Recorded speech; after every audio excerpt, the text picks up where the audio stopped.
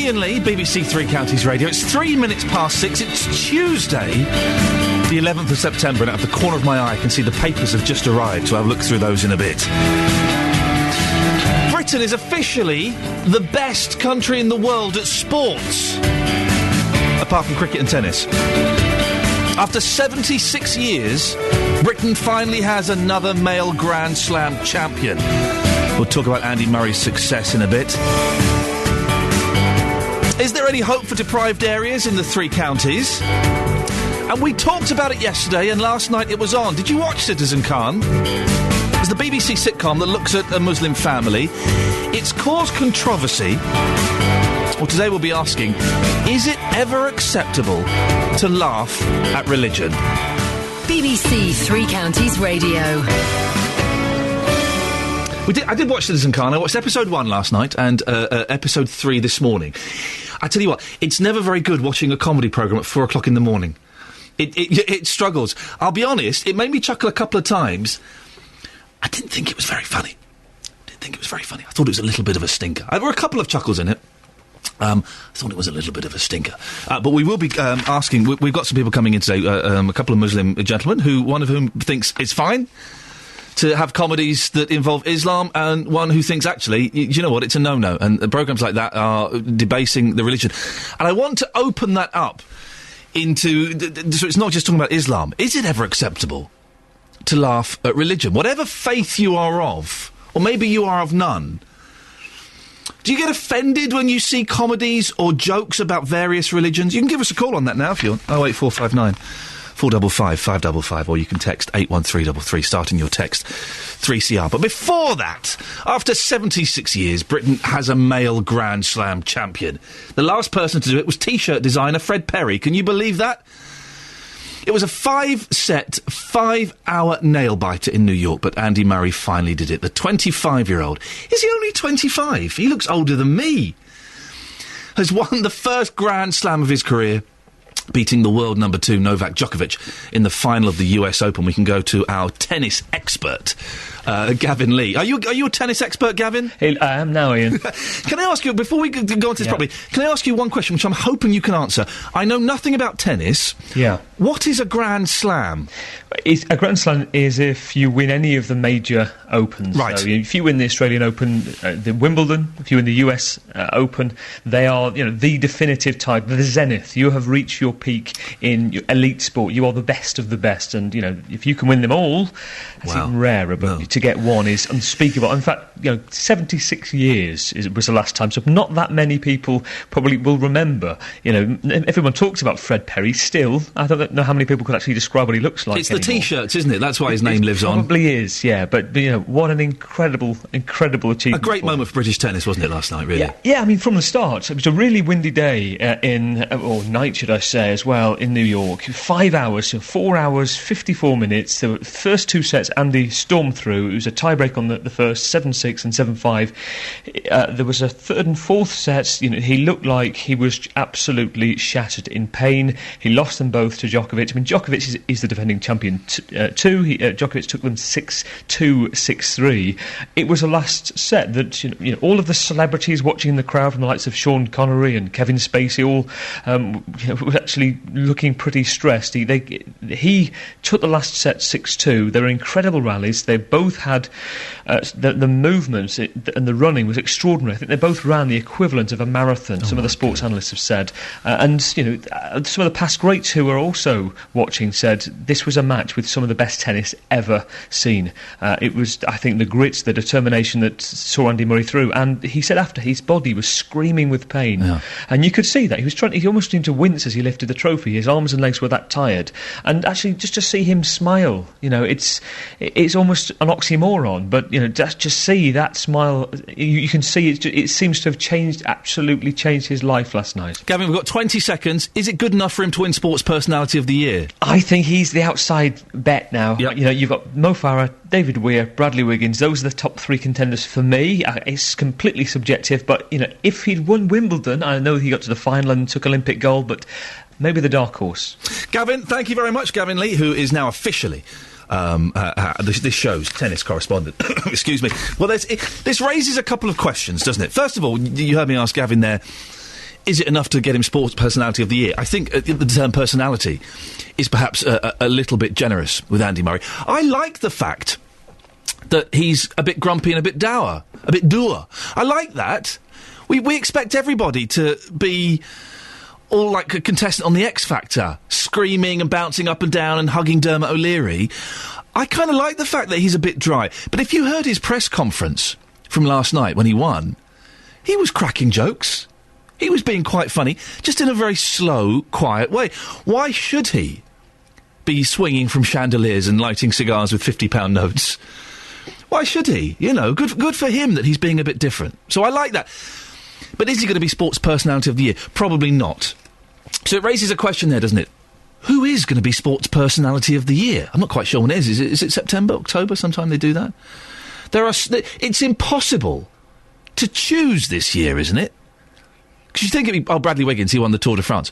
Oh, hang on, but then we had Mo Farah. Oh, but hang on, and there are just too many possibilities. So 08459 455 555. Who's your nomination for Sports Personality of the Year? But talking more about the tennis, there was a big change, wasn't there, last night in Andy Murray's attitude. We're going to get a sports psychologist on, hopefully, later on in the show, who I think is probably going to say it's his positivity, his positive mental attitude. So when has being positive, dear listener, helped you? When have you achieved something that you didn't think you could, but you were so positive, you were so focused, you were so determined that just that positivity was enough to bring you through and pull you through? 08459 455 555. You can text 81333. Start your text 3CR. Who's going to win Sports Personality of the Year? And when has being positive helped you? It's 6:10. Speak to you after this. The Eurythmics. The Eurythmics. Sweet dreams. Good morning, this is Iain Lee on BBC Three Counties Radio. Let's have a quick look at the papers, shall we, before we crack on. And the last few days, all of the papers have had the same front page. No different today. It's the Olympic parade. Look at this amazing picture on the front of The Guardian. The last hurrah. And it is a picture of Trafalgar Square and the Mall. He was a singer in a pop band, wasn't he? The Mall. Just full of people celebrating the Olympics yesterday. My sister was there and she posted some fantastic photos on Facebook, including one of Mo Farah doing the Mobot, of course. He's doing the Mobot. The Daily Telegraph. With more pictures of athletes doing a human pyramid. You don't see enough human pyramids these days. One last hurrah echoed through the capital and the nation. Then, like the Great British Summer of Sport, it was all over too soon.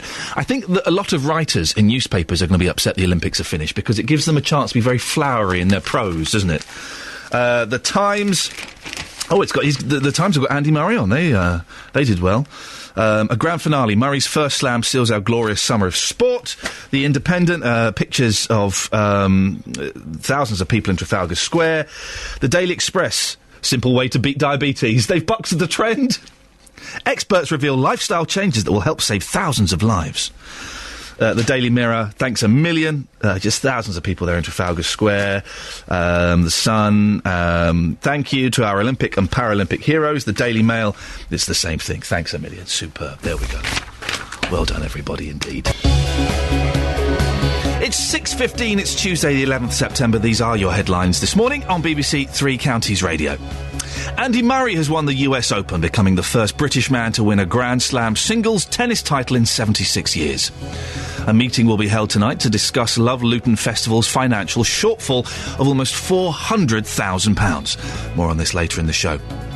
In sport, Roy Hodgson has urged England's footballers to harness the feel-good factor brought about by the Olympic Games in tonight's World Cup qualifier against the Ukraine. We'll have a full weather bulletin in a moment. And coming up after 6:30, we'll be asking, is the local housing available for elderly people good enough? BBC Three Counties Radio. What other show... Seriously, think about this for a second. When have you ever heard another show broadcasting the turning on of a new lawnmower? Never. Only on Jonathan Vernon-Smith, BBC Three Counties. To listener, Sony Gold.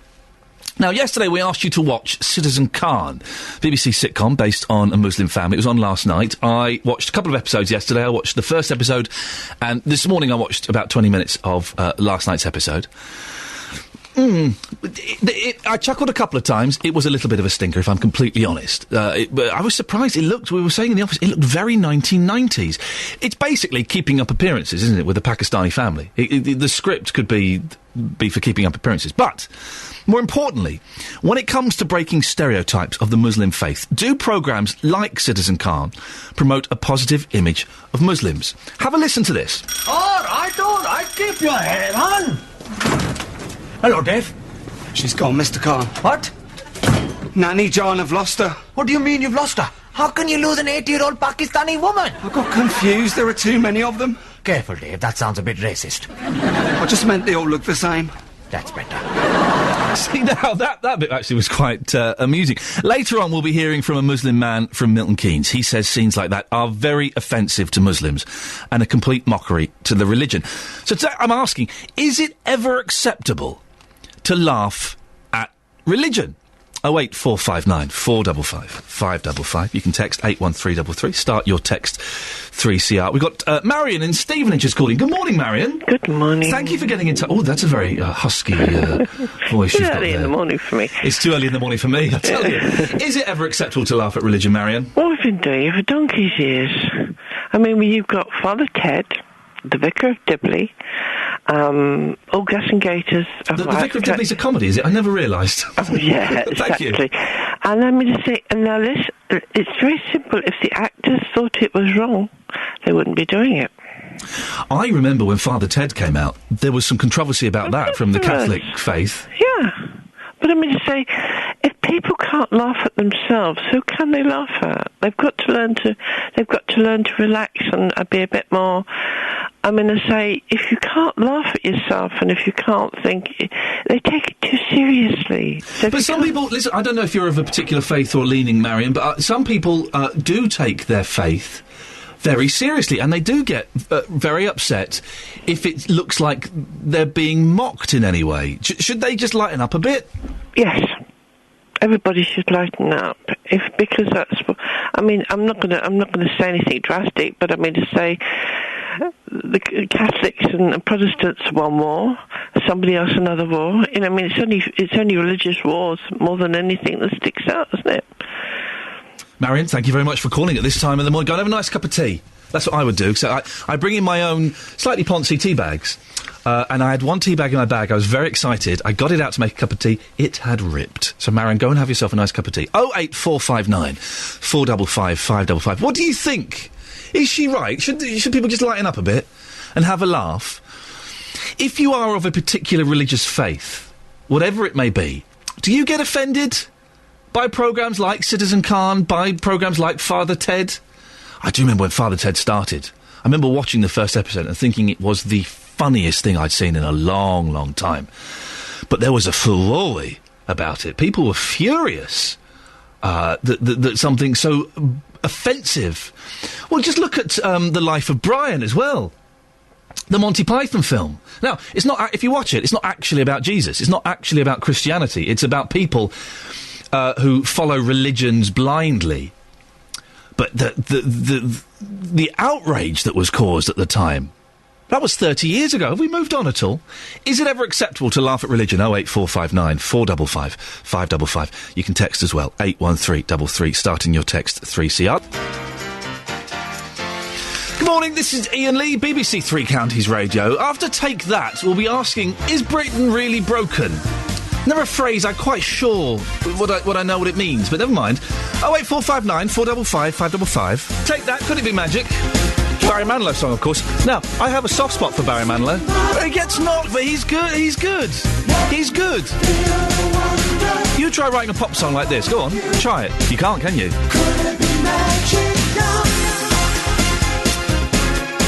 Iain Lee, BBC Three Counties Radio. 25 past 6, 26 past 6 for those who want to be precise. Is Britain really broken? That's the question that we're asking this morning following a Panorama documentary which spent several months following life on one of Britain's most deprived housing estates in Blackburn. One part of Milton Keynes that's working hard to improve life for the local community is Coniborough. The estate has been given £1 million to invest over the next years from the lottery's big local project. Joy Cowell, chair of the Community Association, is excited about the possibilities. Most certainly. I think people are beginning to look forward to things changing. It's in its infancy, but we're working towards having fun days, get people more interested, and to see what we can do together within the community to make it a better place to live. But she admits it's a challenge to keep a community spirit alive on the estate. I think there's always been a strong community spirit, but you always have to work hard to keep it. People's situations change, people move, there's a lot of migration in the community, so we have to constantly renew and refresh in order to bring in the new people that come into the area and get them interested in their own community to ensure that we make it become better. And here's what the money will target in Coniborough.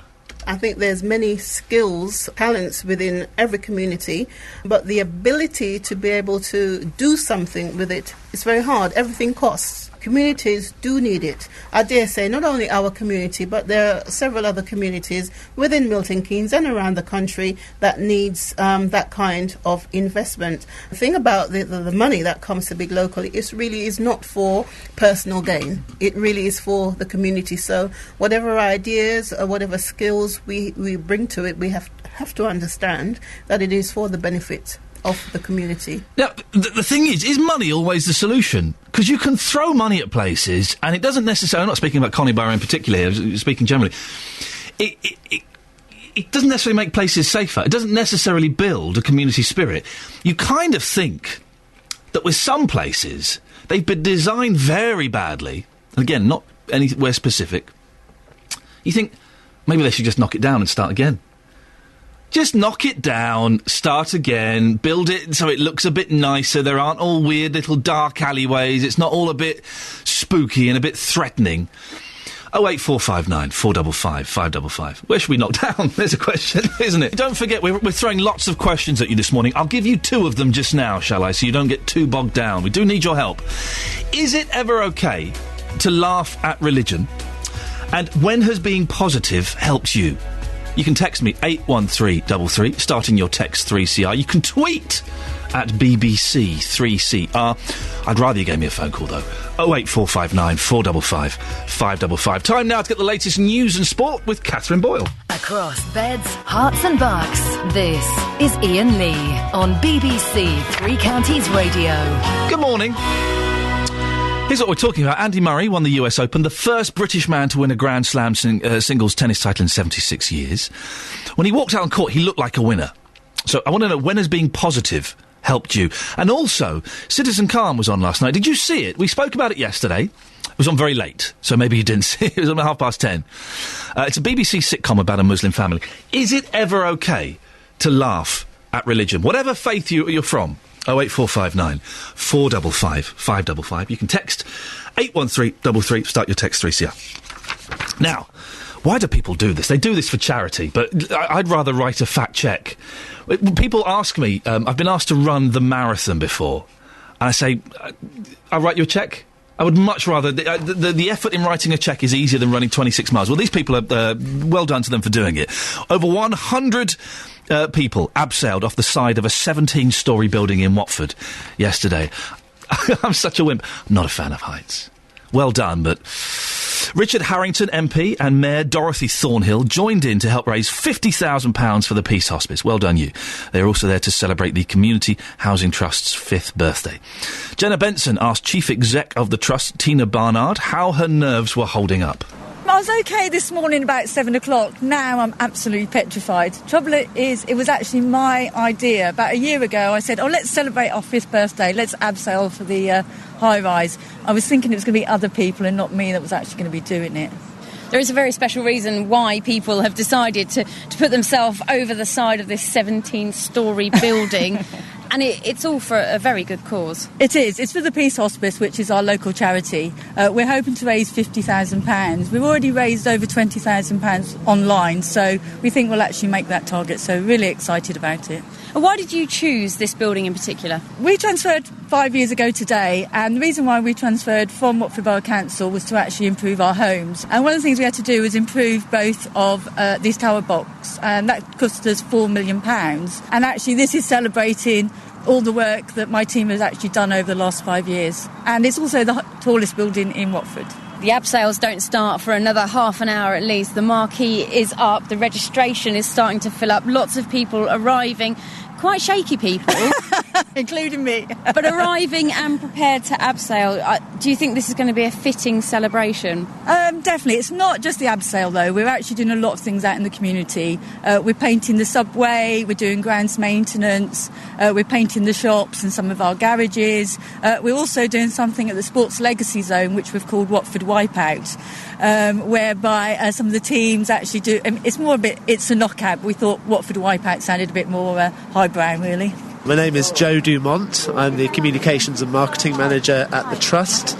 I've raised £250 for today. Hi, I'm Julie Robinson, Director of Resources at the Trust. I'm also a trustee at the Peace Hospice on the board there, and so far I've raised, I think it's about £1,300, so really worthy cause. Just hope that I can actually do it when I get up there. Well, the time's coming. We are now on the 17th floor, standing outside, and the first people have gone down. You're next. Yeah. It does look very flimsy, and it's quite windy up here. So yeah, I am feeling slightly terrified at the moment. I was fine until a couple of minutes ago. It's really windy, and you can see for miles, and everything looks tiny. There's a bit of weight on the rope. You just have to feed it through. So right, okay. You just need to control it with that one. Right. Okay. Okay. Happy? Reasonably. Fantastic. That's it. A bit more.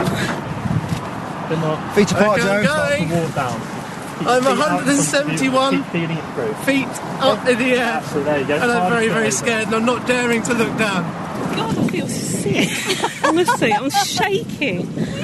Julie, you've done it. I did. I thought I was going to smash into the wall. It's just because if you lose the thing of stepping, I just thought I'm going to go... I can't say I'd say I enjoyed it at all. I'm just relieved I'm at the bottom and in one piece, and thank you to Joe because he was talking me through. Because I was going, I can't do this anymore. I can't do it. I'm coming back up. Joe, what about you? Oh, it's not pleasant. No, it's not pleasant. Did you hear those nervous giggles? Proper nervous giggles of fear. Good work, well done. That's 100 people abseiling off the side of a 17-storey building to celebrate the Community Housing Trust's 5th birthday, and they raised over £50,000. So good work there, well done. I ain't never joining you doing that, all right? But look, I'm asking you a simple question. Is it ever acceptable to laugh at religion? And I've tweeted that, and then at Sharon ASX has replied to me, define religion. You know, like religion? What? Don't get clever. It's a simple question. Sharon ASX. Define religion in inverted commas. You know, like religion? We are asking and looking for your input on this morning. Is it ever acceptable to laugh at religion? 08459 455 555 is the telephone number if you want to give me a call on that. It's because of this Citizen Calm programme last night that this has brought it up. And if you watch Citizen Calm, can you give me a call? Let me know what you thought of it. It was on quite late, so maybe some of you didn't watch it. If I'm honest, we had one of the stars in yesterday, Nish, who was a delightful chap and who was actually very funny in the show. He had a small part, but it was very funny. It's a small part, but it's what you do with it that counts. But the show itself was, I thought, a bit of a stinker, really. It looked like Keeping Up Appearances. It looked like they were using the same scripts of Keeping Up Appearances. They just changed it and made it a Pakistani family. And it looked like it was shot. You know, programmes from the 90s, they have a look about them. Well, this had that look about it. It did make me chuckle a couple of times. But I did think, yes, it's a little bit of a stinker. But it has caused controversy. In that some Muslims are saying, well, hang on a minute, whoa, hey, it's taking the mick. You can't do that. It's disrespectful. Some Muslims are saying it's doing a positive thing. You know, it's educating and it's making Islam part of the mainstream where perhaps it's still seen a little bit on the fringe of things. So I want to broaden it. Excuse me, I do have a frog in my throat this morning. I want to broaden it to cover all religions. So whatever faith you are from, is it ever acceptable to laugh at religion? And Sharon ASX on Twitter, religion, you know, it's like, religion? I don't. What more do you want? It's a pretty straightforward word. That's what it means. 08459 455 555 is the telephone number. You can text as well. 81333. Starting your text 3CR. I'm asking for a lot of work from you this morning, dear listener. I've realised that this is day 4 of me being here. Day 4 of the new regime. I've been working a little bit too hard. I'm kind of beat already, so I want you to do a bit of the work. The other thing I'm asking you is, on the back of Andy Murray's the win last night, the game went on for just under 5 hours. 5 hours? I would get to like 2 hours, 2.5 hours and go, do you know what? It's not worth it. You can have it. Go on, you can have it. But it went on for just under 5 hours. And it went on for just under 5 hours, and was an incredible barnstorming appearance. I'm just going to have a little word with my producer. Really? It's a 3 minute long package? You want that before the travel? Do you? No, if you want it, we'll do it. We're having what I would like to call a production meeting on air. This is a no. We never do this. 08459 455 555 is the telephone number. Andy Murray had a positive attitude last night that perhaps surpasses any attitude he's had previously. Would you... have you ever been helped by having a positive attitude? How has it helped you? I must admit, the glass is always half empty, as far as I'm concerned. Oh, it's always half empty. I'm very negative in my outlook. Has having a positive attitude ever helped you? 08459 455 555. Good morning, it's 6:45. It's Tuesday, the 11th September. These are your headlines this morning on BBC Three Counties Radio. Andy Murray has ended Britain's 76-year wait for a male Grand Slam singles champion with an epic victory over Novak Djokovic in the US Open final. A special meeting will be held tonight to find out why the Love Luton Festival cost £100,000 more than expected. More sports. Sebastian Coe has confirmed his intention to put himself forward to become the next chairman of the British Olympic Association. And your weather across Beds, Herts and Bucks. Sunny spells and showers today, feeling fresher than of late with a top temperature of 70 degrees. 17, just in case you misheard that and got a bit panicked. Coming up after 7am, did you watch Citizen Khan last night? We're asking, is it ever okay to laugh at religion? You can text 81333, starting your text 3CR, or you can give us a call 08459 455 555. BBC Three Counties Radio. Emily Sandé, doing an excellent impression of Beyoncé there, I thought. Good work, you. Well done. I like that. We're asking about positivity after Andy Murray's success last night. When has positivity ever helped you? 08459 455 555. Joe in Letchworth is calling. Morning, Joe. Morning, Ian. How are you? I'm all right, thank you. Are you a positive person? I am now much more positive. Go on, what happened? Well, back in October, I had a bit of an issue, so I went to the doctors and then went for a scan, and then it turns out I had a big old lump on my kidney, big kidney cancer. Ooh. So in January, I had that removed. Yeah. Okay. And I was in the hospital. I was lying in the bed. I had pipes and things coming out of me, and do you know what, mate? I was crying when I went down for my surgery, and as soon as I come back from theatre, I did not want to be in that hospital. I just wanted to get better. And I was out in 3 days, and again, that was all down just being positive. Hang on a minute. You were out in 3 days after having the tumour removed from your kidney? No, having the kidney removed. And you had the whole kidney taken out, right? You're out in 3 days. That's incredible, Joe. Yeah, but again, it's friends, family, being positive, and just working hard at it, mate. Because, like you say, you said you're quite negative. Now, I think naturally, we're all negative. Yeah. It's too hard, we can't do that. But you know, considering the Paralympics, and you've seen some of those people, you've really got to start looking at your own lives and just thinking, hang on a minute, it could be worse. So the positivity helped you. I'm guessing the medical treatment and the drugs they gave you helped as well. The treatment they did, I took myself off the painkillers after the first day, mate. Did you really? Wow. I'm not a sadomasochist or anything like that, but I was just, you know, if I'm going to get better and I want to get better quick, then you need to be able to feel the pain and not feel groggy, because your recovery then has become slower. So, yeah. And again, it's I know it's easier said than done, but you know what? You only get one shot in life, mate. So, Joe, you're all clear now. You're all good. Actually, yes, I am. I was. I visited your lovely studios yesterday, and I had all clear from the doctor. No sign of metastatic disease, so I have officially beaten cancer. I have to tell you, Joe, that any person you saw in this building was probably not a qualified doctor. No, but you went to see... sorry, you came in to talk about it yesterday. You'd been to see a doctor. I see. I apologise. I thought you visited Jonathan Vernon Smith. He's had his doctor's licence removed. I apologise. Joe, that's cracking news, mate. Well done. Congratulations. Well, there we go. There's a story of positivity. And you do hear that about cancer in particular, is that being positive just kind of gives you that little bit of extra strength that you need to get through. 08459 455 555. We'll speak about women bishops after this. Now, apparently, it's one of the biggest decisions of the last 500 years and something which will change the face of the Church forever. Today, the Church of England will meet to finally decide if we will ever see a woman bishop. Christina Rees is a priest from Royston and a member of the General Synod of the Church of England. Good morning, Christina. Good morning, Ian. We've spoken about this before, haven't we? I think when I filled in for Jonathan... Once or twice. 12 years on... We're still debating. Why has a decision not been made? Oh, it's a lot of history.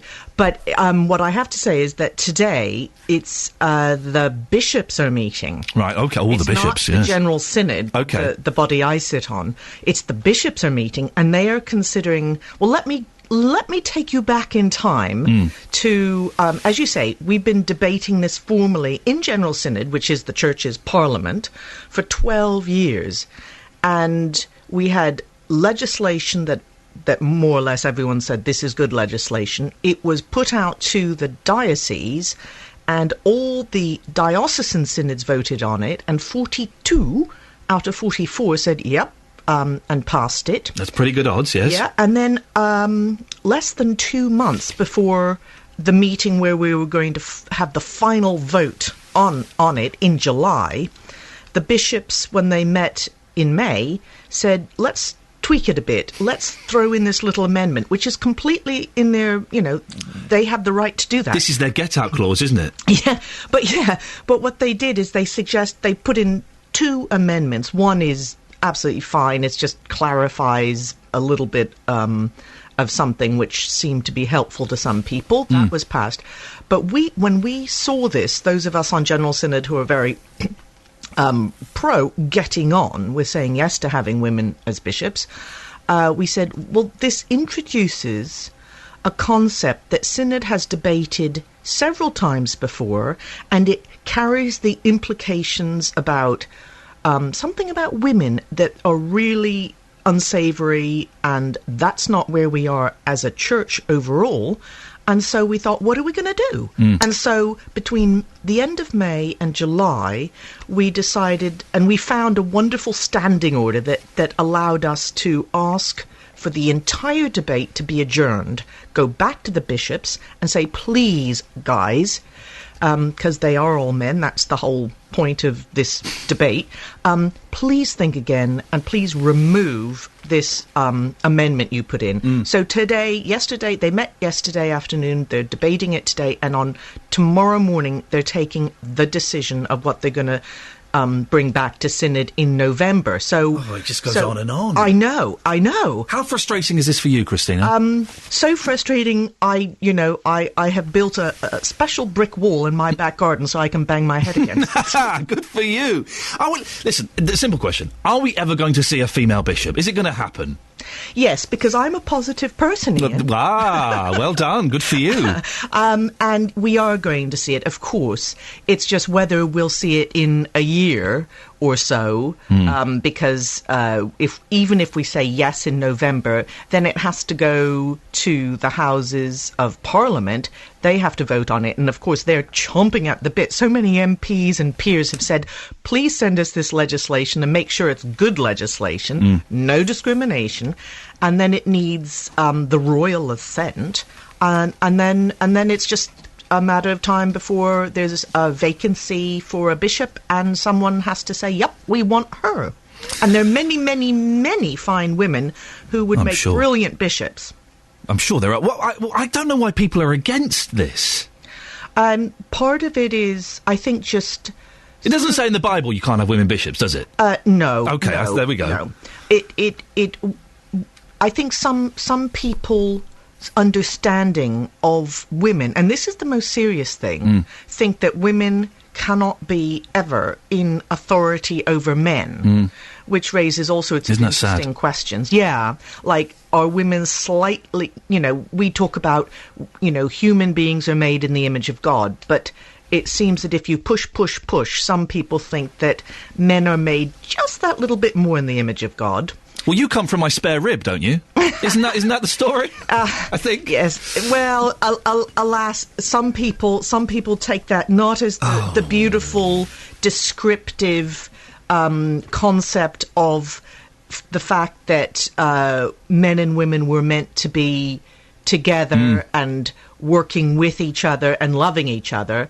They take it as a hierarchical, Of course they do. And it's really, really sad. Christina, we're running out of time. We've got 30 seconds. Very quickly on a slightly different subject. We're talking this morning about laughing at religion, because there's this new series, Citizen Khan, that's based on a Muslim family, and you keep talking about the bishops. Reminds me of the Monty Python sketch. Look out, it's the bishop. Is it ever acceptable to laugh at religion? More than that, it's imperative. If you can't laugh at it, then you're not engaging with it, and you're not potentially exposing its flaws. And think of the wonderful, wonderful way that Jewish people have laughed at religion, laughed at God, even in the face of horrendous circumstances. We need to laugh at religion, and of course, then when the jokes are over, then we need to pray and take it seriously, but we have to laugh. Christina, listen, thank you very much. We will no doubt speak to you several more times before this issue gets resolved. There's Christina Rees, who's a priest from Royston and a member of the General Synod of the Church of England. Female bishops. It's taking an incredibly long time, isn't it? I find it fascinating that people are against it. Well, there you go. Christina thinks it's OK to laugh at religion. She says it's vital. What do you think? 08459 455 555. Do you agree or do you disagree? We'll find out more after the news with Catherine Boyle.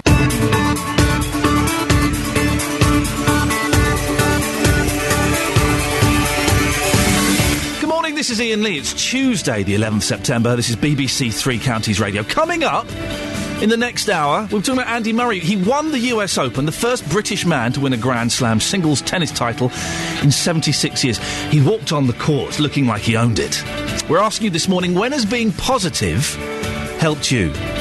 Also coming up, a special meeting will be held tonight to find out why the Love Luton Festival cost £100,000 more than expected. And Citizen Khan, it was on last night. Did you watch it?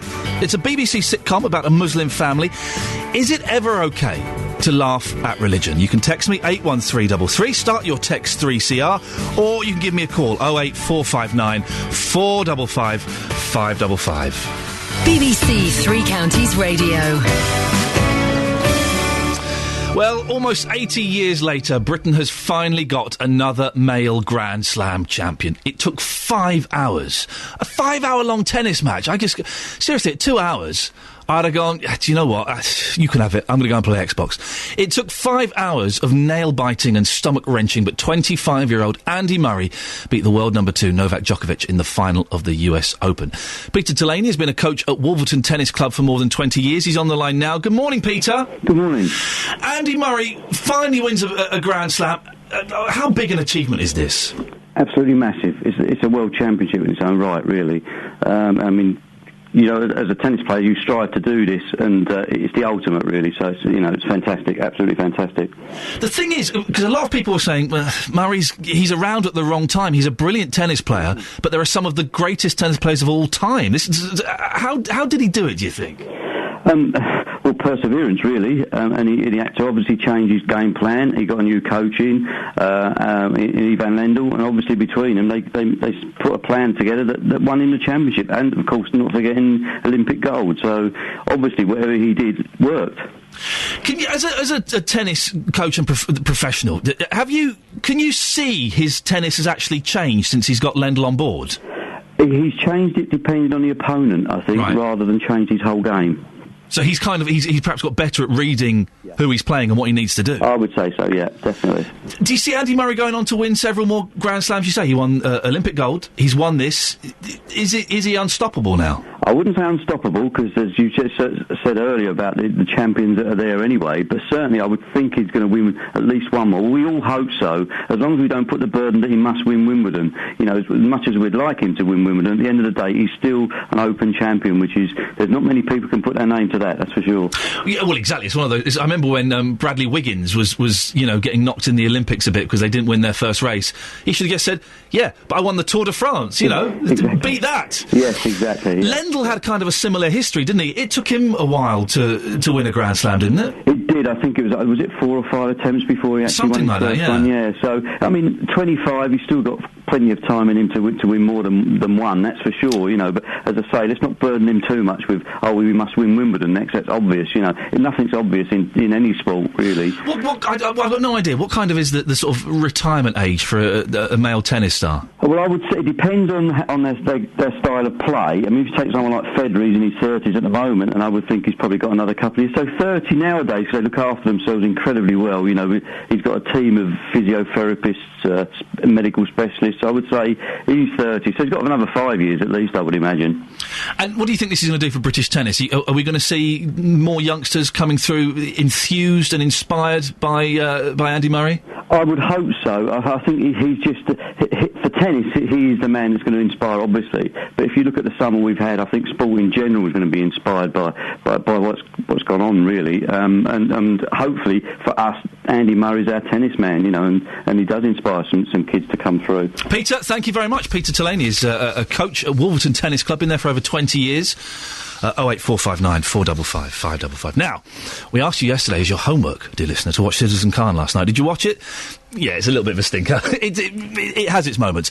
It's a BBC sitcom based on a Muslim family, and when it comes to breaking stereotypes of the Muslim faith, do programmes like Citizen Khan promote a positive image of Muslims? Have a listen to this. All right, keep your head on. Hello, Dave. She's gone, Mr. Khan. What? Nanny John, I've lost her. What do you mean you've lost her? How can you lose an 80-year-old Pakistani woman? I got confused. There are too many of them. Careful, Dave. That sounds a bit racist. I just meant they all look the same. That's better. Aaron Dew, I knew I'd get it wrong. We sorted this. Aaron Dew, there we go, from Hatfield, writes about racism and religious stereotypes in the UK today. He's been announced as one of 6 finalists in this year's Column Idol. If you win, you get to write a column in The Sun. Yep, that's right. It's absolutely fantastic. It's Column Idol's an opportunity for young people to have a voice. Yeah. And you're saying that if you've got to present it to Lorraine Kelly, have you? I've got to present it to Lorraine Kelly and Labyrinth. Who's it's not the film, he's a rapper. He's a rapper, so I'm quite nervous about that. Don't worry about him. They're pussycats, these rappers. I've heard that Lorraine Kelly is one of the nicest women in the world. Fantastic. So don't worry about that. Did you watch Citizen Khan? I've seen the first episode. What did you make of it? I am a big fan of Mr. Khan. Right, yeah. I'm a big fan of... I think he's one of those classic comic monsters. Yeah. In the same vein of Basil Fawlty. Because he's popped up on loads of other stuff. He was on Down the Line, the radio show, and the spin-off of that Bellamy's People, and he's been on various little bits and pieces, hasn't he? Yeah, I've seen him in Bellamy's People, and I think he's brilliant. The only, in my opinion, the only sin that Citizen Khan commits is that the women don't really have very funny parts. Right. But I think that's nothing to do with it being a Muslim-orientated comedy. I think that's sin of a lot of comedy. I think you're right. It is very rarely in a sort of British sitcom. It's the men that get the funny lines generally. Yeah, pretty much. If you look at Only Fools and Horses, all the classics. It is, and for me, I didn't think it was that funny. I think that was his only problem. I didn't find it offensive.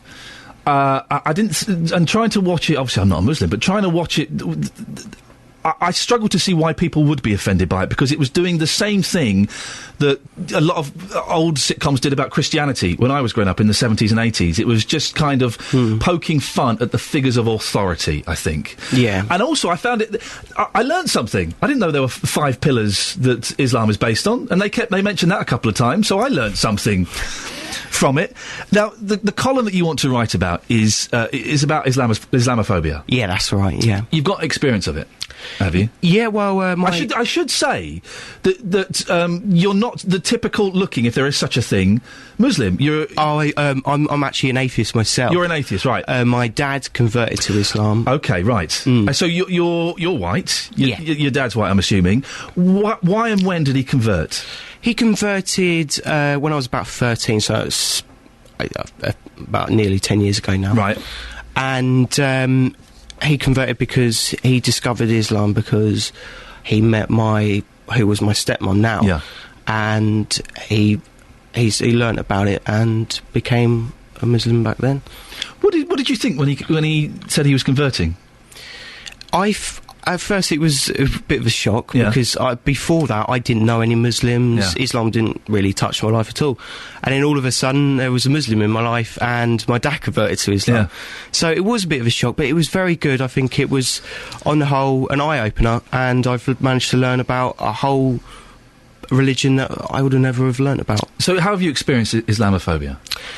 Islamophobia, I feel... Well, I was at school at the time, and... As a teenager, you can imagine that any little difference is sort of taken, used against you. Kids can smell a difference a mile off, and they magnify it and twist it and do all as you kinds can of imagine, being a ginger person with a Muslim dad, I stood out of the crowd, and it was. It wasn't, that difference wasn't celebrated, it was used against me. And that's the thing about kids, isn't it? Is they do that, and I've done stuff that I'm as a kid that I'm not proud of. I think it's part of growing up, isn't it? Yeah, it must have been hard work for you.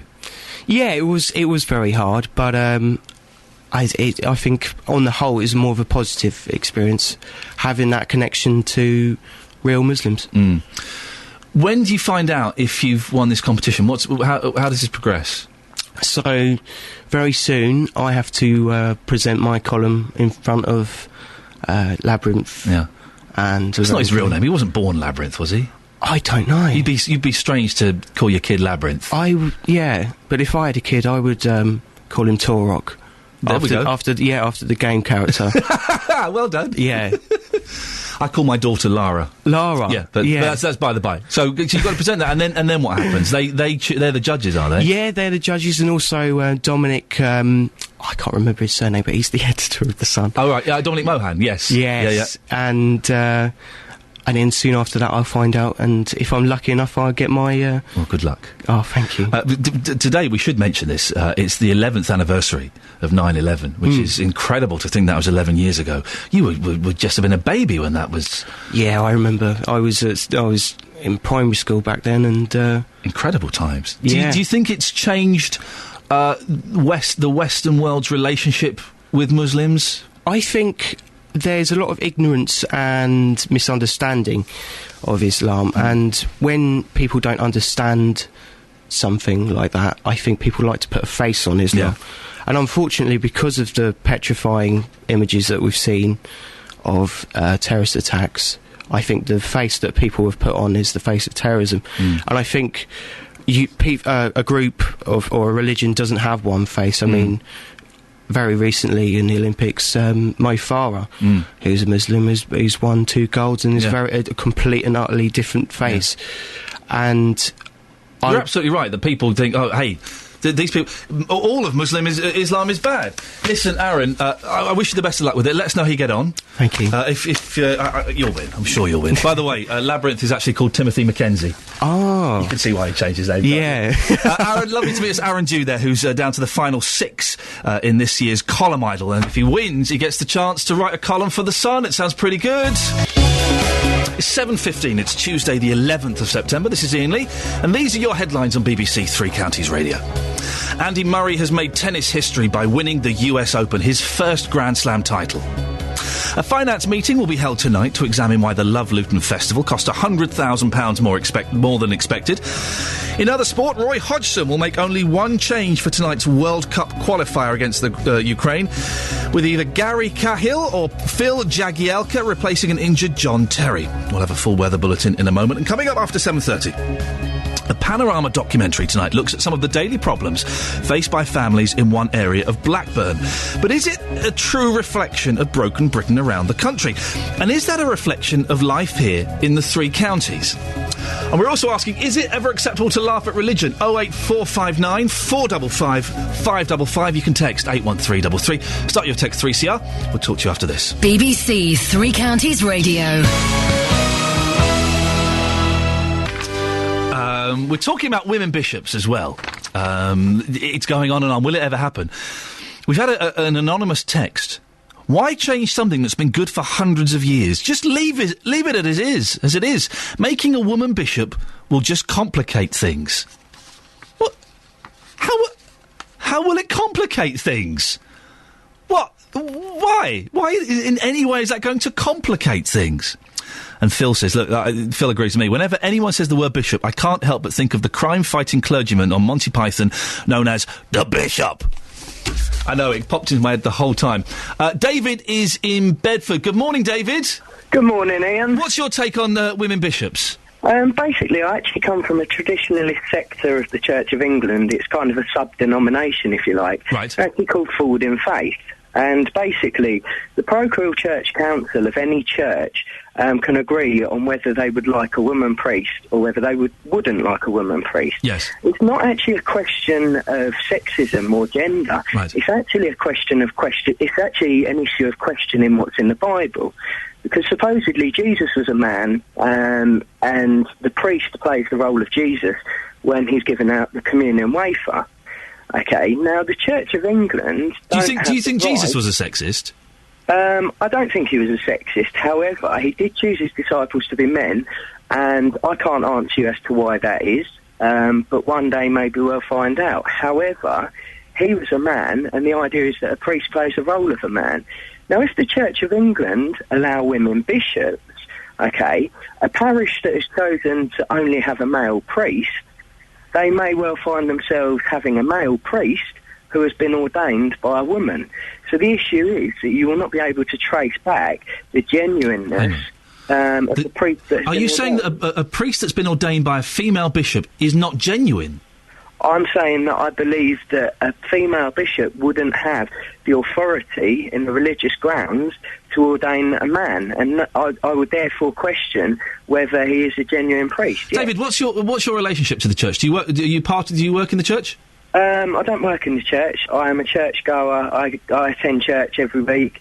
I also every year I go away on a youth pilgrimage to Waltonham with the youth of the parish. Do you not think that in 2012 that women should be equal to men and they should have the same opportunities to men? I'm struggling, and I've got to admit, I'm not particularly Christian. I'm struggling to see how having women bishops could be such a problem. Okay, it's not an issue of equality. What is an issue of is questioning what it says in the Bible. If in 10 years' time... But it doesn't say in the Bible you can't have women bishops, does it? It doesn't say that, no, but it says that the priest plays the role of Jesus. Now, if in 10 years' time it's decided that alcohol is bad for you, does that mean that you can question whether we should be taking wine for communion? Alcohol is bad for you. It opens up the floodgates to what you can actually question in the Bible. But alcohol is bad for you, isn't it? I thought... It is bad for you, yes. who's to say that the Church of England aren't going to question in 10 years' time whether you should be having that as communion? David, come on. David, you're being a little bit silly. It's such a tiny, tiny amount that you have in communion. It's barely a sip, and quite often it's Ribena. I'm giving you an example. What I'm saying is the Church of England shouldn't be able to question what is in the Bible. David, listen, we've got to move on. Thank you very much. Lovely to hear your views. 08459 455 555. Do you agree with David, who's a traditionalist, and says that the part of the priest and the bishop, they're playing the part of Jesus, so it has to be a man? Or do you disagree? 08459 455 555. Hey, you're getting in touch this morning. Thank you. 08459 455 555. We're talking about, and this is a slightly lazy sort of shorthand, isn't it? Broken Britain. What does it actually mean? I'm not sure. But there is a report saying that there are areas in Britain that are in desperate need of repair, and that's part of the problem that in society. Well, Pat in Howden Regis is calling. Good morning, Pat. Good morning, Ian. Pat, what's your take on this? Well, we get governments that feed in investment into certain inner city areas or towns, etc., that need it, and then they take the same sort of thing they've built up, like leisure centres, away. And taking them away is not the answer. And if you think about the Olympics and the legacy that we're supposed to all have, when you're seeing leisure centres all over the country closing and swimming pools like in Houghton Regis, you're depriving those children of any facilities to keep them active and to keep them interested in society. So is there actually a leisure centre in Houghton Regis that's closing down? Well, the leisure centre's just been reopened again, thanks for a group of residents that have got together and opened up, got someone to actually take up the contract. But the swimming facility has been taken away completely. Now, those children have got to go somewhere, and sometimes the swimming pools in the neighbouring towns are full up, so they can't go anywhere from their schools. And it's also dear to get on these buses or arrange transport. And this is where you get kids hanging on around the streets doing nothing because there is nothing for them. And I never thought I'd say this, but this is what causes a lot of the problems. You can't just feed in an investment and say, right, we've got you this, and 2 years or 3 years down the line, take it away because of lack of funding. Pat, listen, it's you're right. I kind of agree with you on that. And kids need swimming pools, don't they? They need somewhere to go and mess around and Pat, we may look into that a little bit more. There may be something in that. Thank you very much. Moving on, just because we've got so much to cram in. Now, a special meeting will be held tonight to find out why the Love Luton Festival cost £100,000 more than expected. The 4-day festival, which coincided with the Olympic torch relay, cost £100,000 more than expected, as I just said. So how did this happen? Sophie Solaria has the details. We are live in the middle of Wardown Park. It's the start of the Love Luton Festival. People across Herts, Beds and Bucks are gearing up for a weekend of festivities coinciding. Welcome along. It's 7 o'clock. It's Friday night. It's BBC introducing live from the Love Luton 2012 Festival. The Love Luton Festival started off as a way for Luton Borough Council to showcase Luton. As well as celebrating the arrival of the Olympic torch, they wanted to demonstrate that Luton was a good place for living and entertainment. So tickets went on sale for Ollie Murs and The Wanted at £30 per person in January. The cost for the whole weekend was expected to come in at around £1.7 million, with an anticipated income of £1.19 million. In order to break even, the council needed to sell a minimum of 10,000 tickets on both the Friday and the Saturday night, and these tickets would have to have been sold by the 31st of March.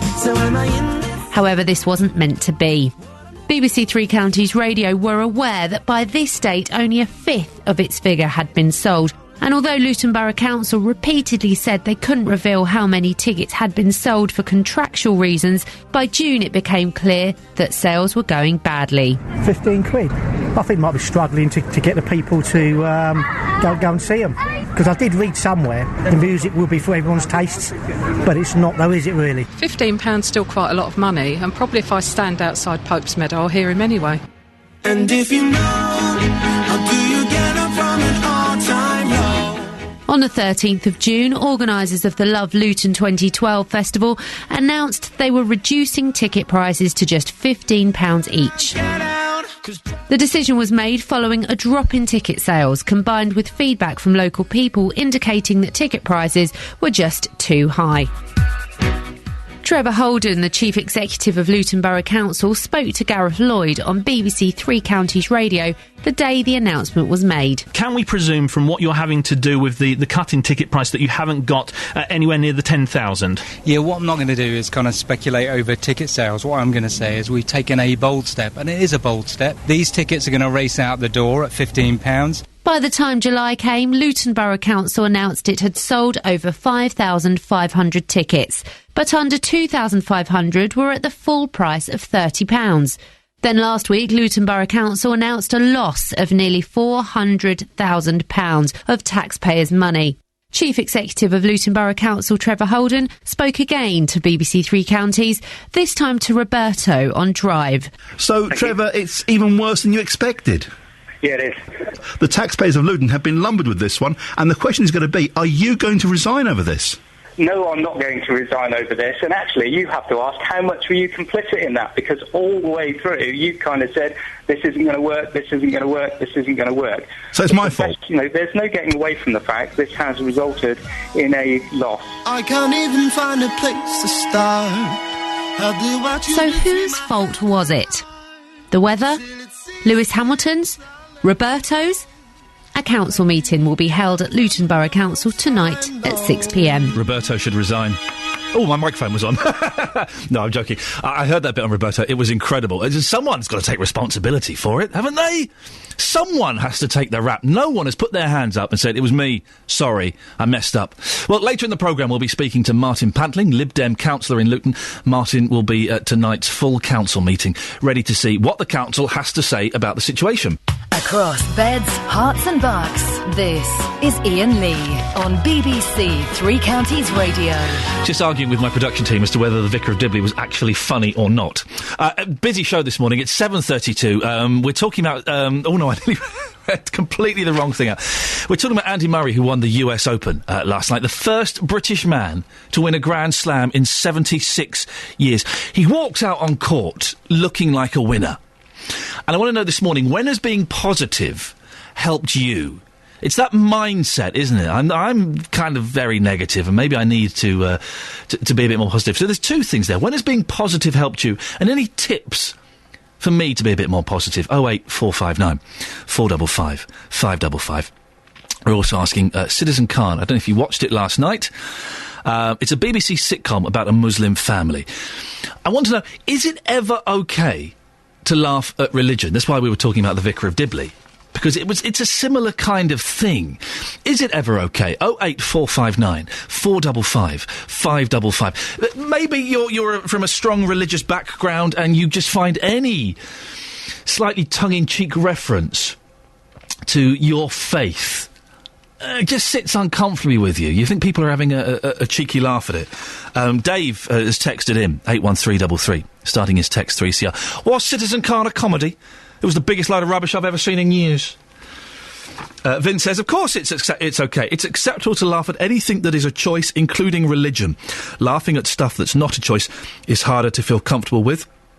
Phil says it's okay to laugh at religion as long as it's funny. And Dave in Luton says, any religion sends the brain wild. You pray for miracle, but it is ignored by the so-called gods. All religions should now be banned. It would save trillions too. Dave, give me a call. 08459 455 555. It sounds like you've been burnt by religion in some way. You pray for miracle, but it's ignored. What have you prayed for, Dave? Mick is in Milton Keynes. Morning, Mick. Good morning. What's your take on laughing at religion? Is it ever acceptable? Well, we used to have the Vicar of Dibley, who I mentioned to your switchboard a little while ago. Yes. And there were no complaints about that when it was on.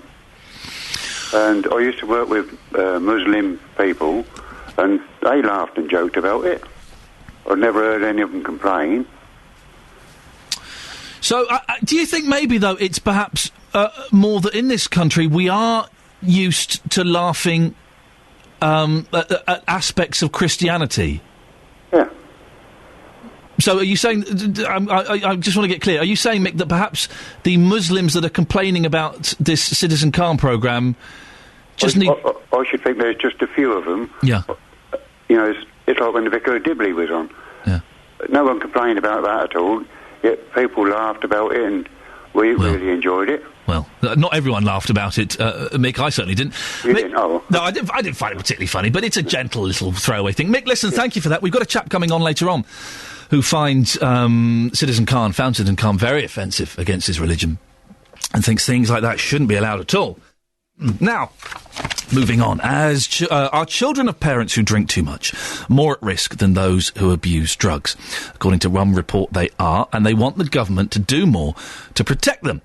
Edmund Turbot is the co-author of Help Them Beat Booze. He's on the line now. Good morning, Edmund. Hi there. Children who see their parents drunk, what consequences can that have? Well, if the parent's got a serious drink problem, the child will definitely be adversely affected, and if they don't receive treatment during their early years, they'll end up being what's known as an adult child of an alcoholic, which will manifest itself in many different ways with behavioural problems.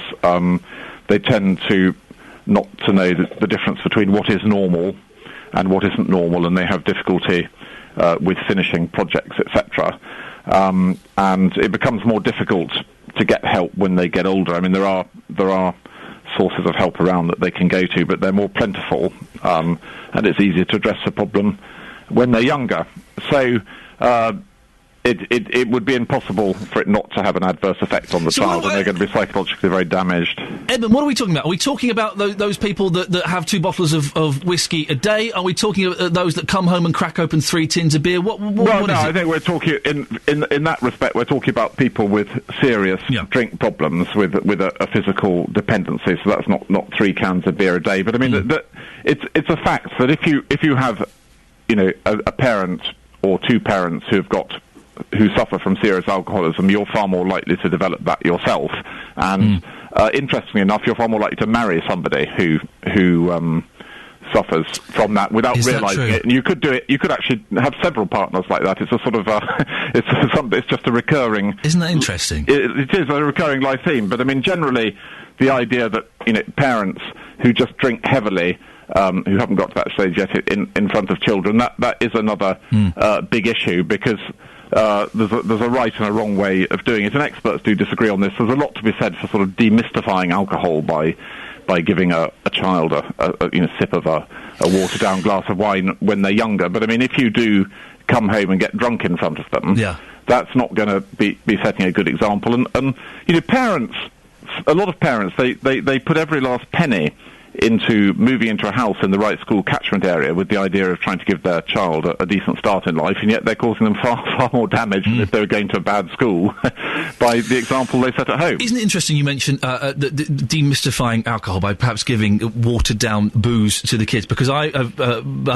boy's 2.5, he's too young, but my... I think that is too young. Well, you say that. My father-in-law, who is a doctor, he's a very well-respected doctor, is constantly trying to get my boy to have a little sip of beer. And I'm going, you can't do that! He's 2.5. Well, I think 2.5 probably is. I think that's actually 3. From memory, that's actually illegal. I think you've got to be 5 before you're allowed to have a drink. I can get him arrested. But I do remember being, I don't know, 4 or 5 and having a sip of my dad's beer.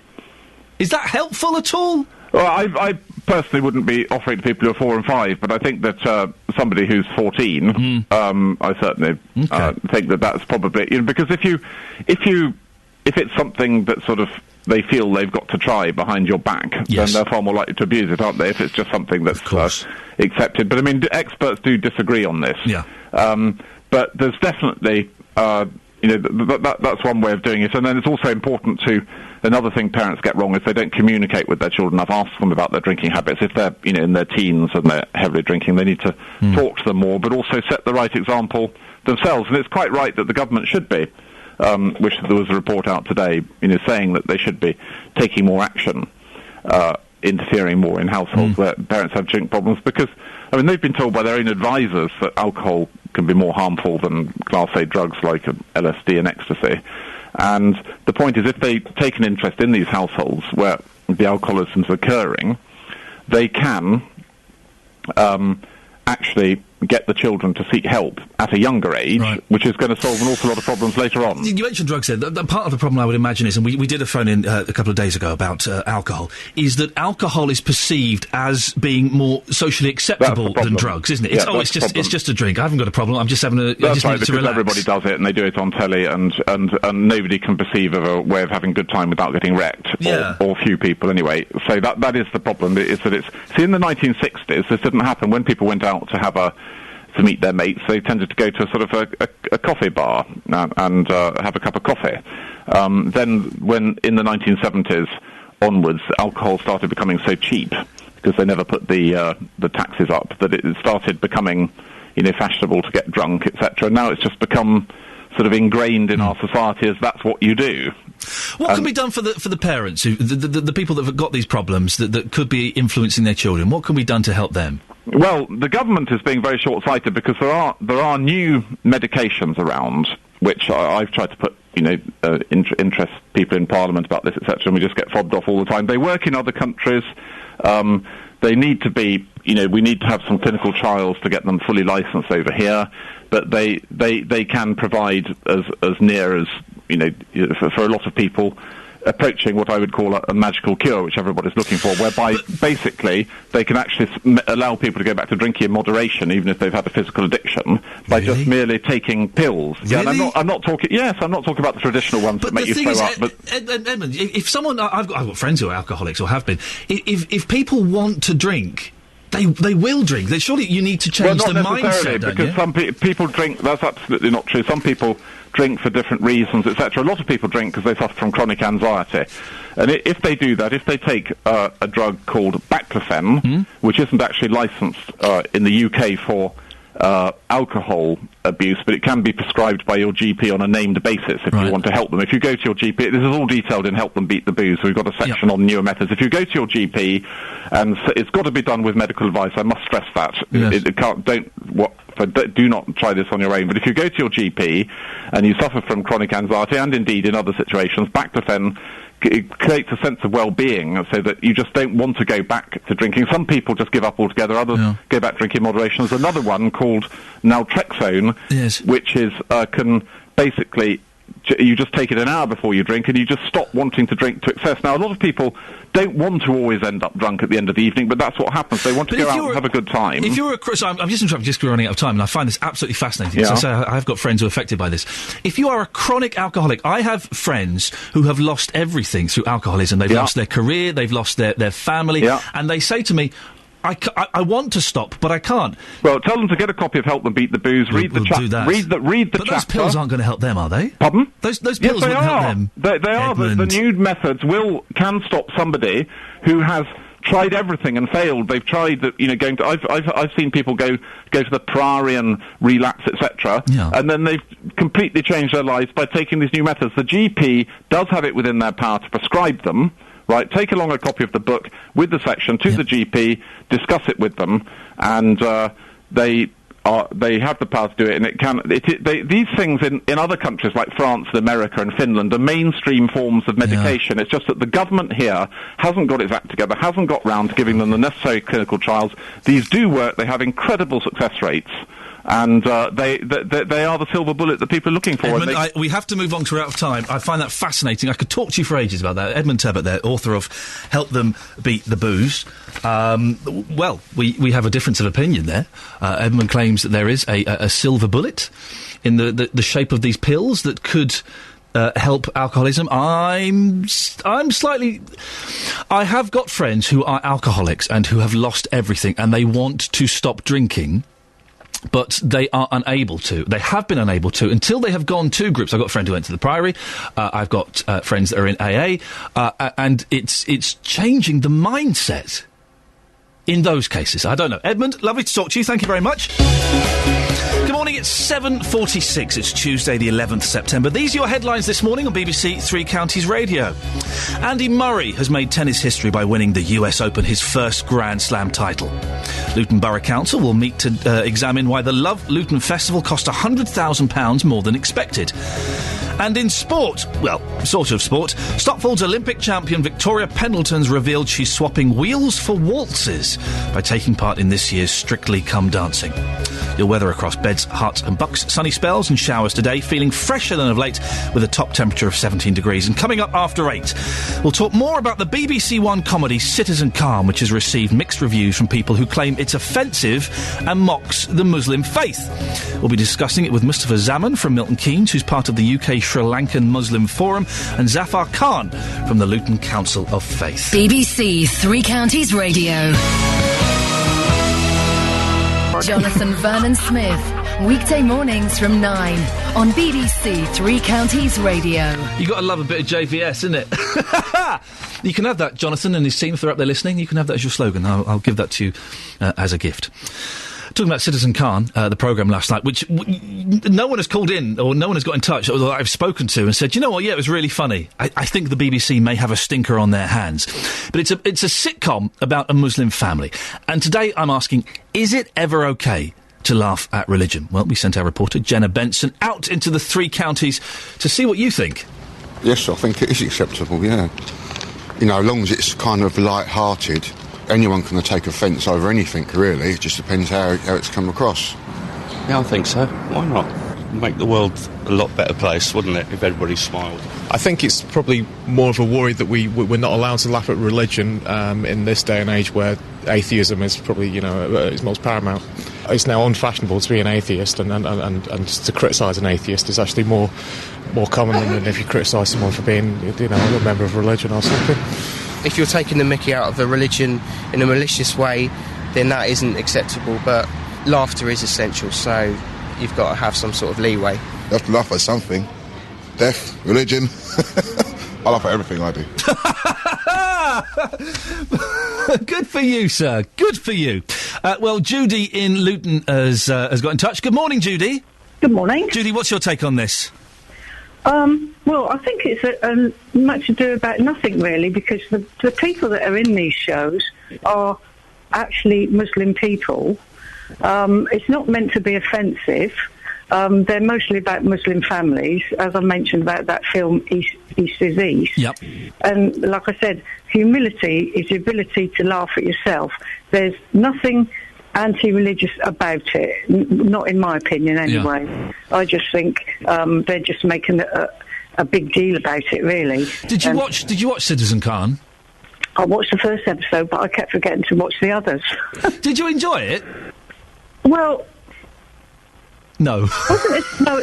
It wasn't as funny as I thought it was, but that was because of the humour, not because of the Islamic issue. Cause can you remember Gimme, Goodness Gracious Me? Goodness Gracious Me, yes, I do remember that, yes. Really, really funny. Yeah, well, yeah. They were taking the mickey out of themselves. Yeah. The same as what we do, and I think they're making too much about the religious aspect of it. Do you remember when the Monty Python film Life of Brian came out in about, 1979? Yes. And it wasn't about Jesus, but everyone kind of thought it was. And there was a huge furore about that, wasn't there? Do you think people should have just lightened up then? Possibly, yes, but I think things were different then, and I think people were a bit more touchy. But I think people have developed now and have got more relaxed about things, and I don't think there's anything against the actual religions that they're portraying. OK, Judy, listen, thank you very much for that. OK, then, there thank we you. go, 08459 455 555 is the telephone number if you want to give us a call on that. You can text, of course, 81333, starting your text 3CR. It'd be interesting if you are from a specific religious faith or background. Do you get offended? Do you think that some things we just shouldn't touch? We just shouldn't make jokes about. Some things are too sacrilegious to be laughed at. It's interesting, isn't it? I'm not. I'll put my cards on the table. I'm not religious. I believe there's a higher power somewhere that's guiding us and helping us. But it's not particular religion. And I find things like Father Ted and Life of Brian very, very funny. Citizen Khan, I didn't find particularly funny. I didn't find it offensive. I thought what they were doing cleverly was they were treating Islam in the same way that Christianity has been treated throughout the years on British comedy shows. I don't know. 08459 455 555, or you can text 81333. Start your text 3CR. There's an email as well, isn't there? 3CR at bbc.co.uk if you want to get in touch. Now, we've been talking about alcohol, and we had a guest on earlier who was talking about alcohol and parents who may have alcohol problems and how that can affect their children. Roger has called in. Morning, Roger. Oh, no, hang on a second. Let's try this one. Roger, are you there? Yes, good morning. Hello, Roger. I do apologise. I had the wrong fader down. What's your story, Roger? Well, basically, I was 7 years old when my stepmother gave me alcohol to drink, and by the time I got to 10, I was a full-blown alcoholic. But because she'd done all the drinking at home, nobody ever saw that she was an alcoholic, and only the children as such, myself. So technically, the government now trying to address the issue of parents drinking. I think that's a good idea. But again, a lot of parents that drink on the inside of home and hide it from the rest of the family and friends, I don't know if they'll be able to get through to them. How much did your mother drink at home, Roger? Well, she drank about 2 bottles of whiskey a day, and when I was 7 years old, she just poured me half a glass of whiskey. So she never really liked cooking breakfast or dinners, and sort of knocked me out when I came home from school. And you say you were a full-blown alcoholic by the age of 10? Yes, because I was given a half a glass of whiskey in the morning to drink, half a glass of whiskey at night time. Just to knock you out completely? Yeah, that's right. And you became dependent on that? And then the teachers found me sneaking bottles of whiskey to school at 10 years old. You know, the teachers would come and say, "What are you doing in the desk there?" And they open the desk and they find a bottle of Bell's whiskey. So I even got sort of expelled from school because of it. And then my stepmother tried to kill me when I was 13, so I just walked to the house and I became homeless for 2 years. Hang on a minute. So was this your mother or your stepmother who had the alcohol problem? Your stepmother? Yeah, my mother died when I was born. Okay, and your stepmother tried to kill you at the age of 13? That's right, because she was an alcoholic and she got into one of her alcoholic moods. And you left home? Well, I just walked out because I thought, well, somebody's going to get killed and I don't want to be the one to do it. How old are you now, Roger? Yeah, I'm 50 years old now. And is your stepmother still with us? No, she's passed away. She drank so much, she just suffered from Alzheimer's disease.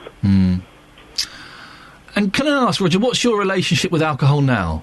Well, it's a lot better because I went to places like AA, I went to detox, I went into a mental institution, I fought with it, I went abstinent for 2 years, and then I went back to sensible drinking.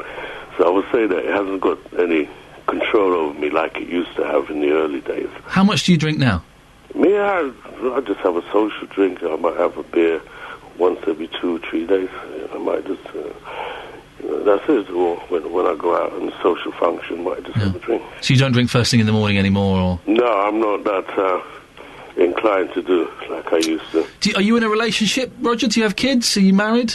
I was married and I had kids, yes, but because of the drinking, everything broke up.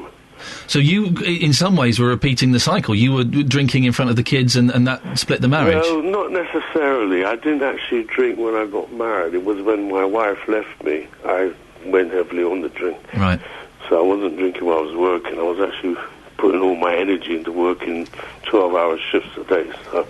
Well, Roger, as someone who has been an alcoholic, I'm guessing you'll understand the mental battles that go on when you're trying to stop. We had an author of a book, Edmund Turbot, on earlier on, who said that there are new pills that could help alcoholics. Do you think that would have worked for you?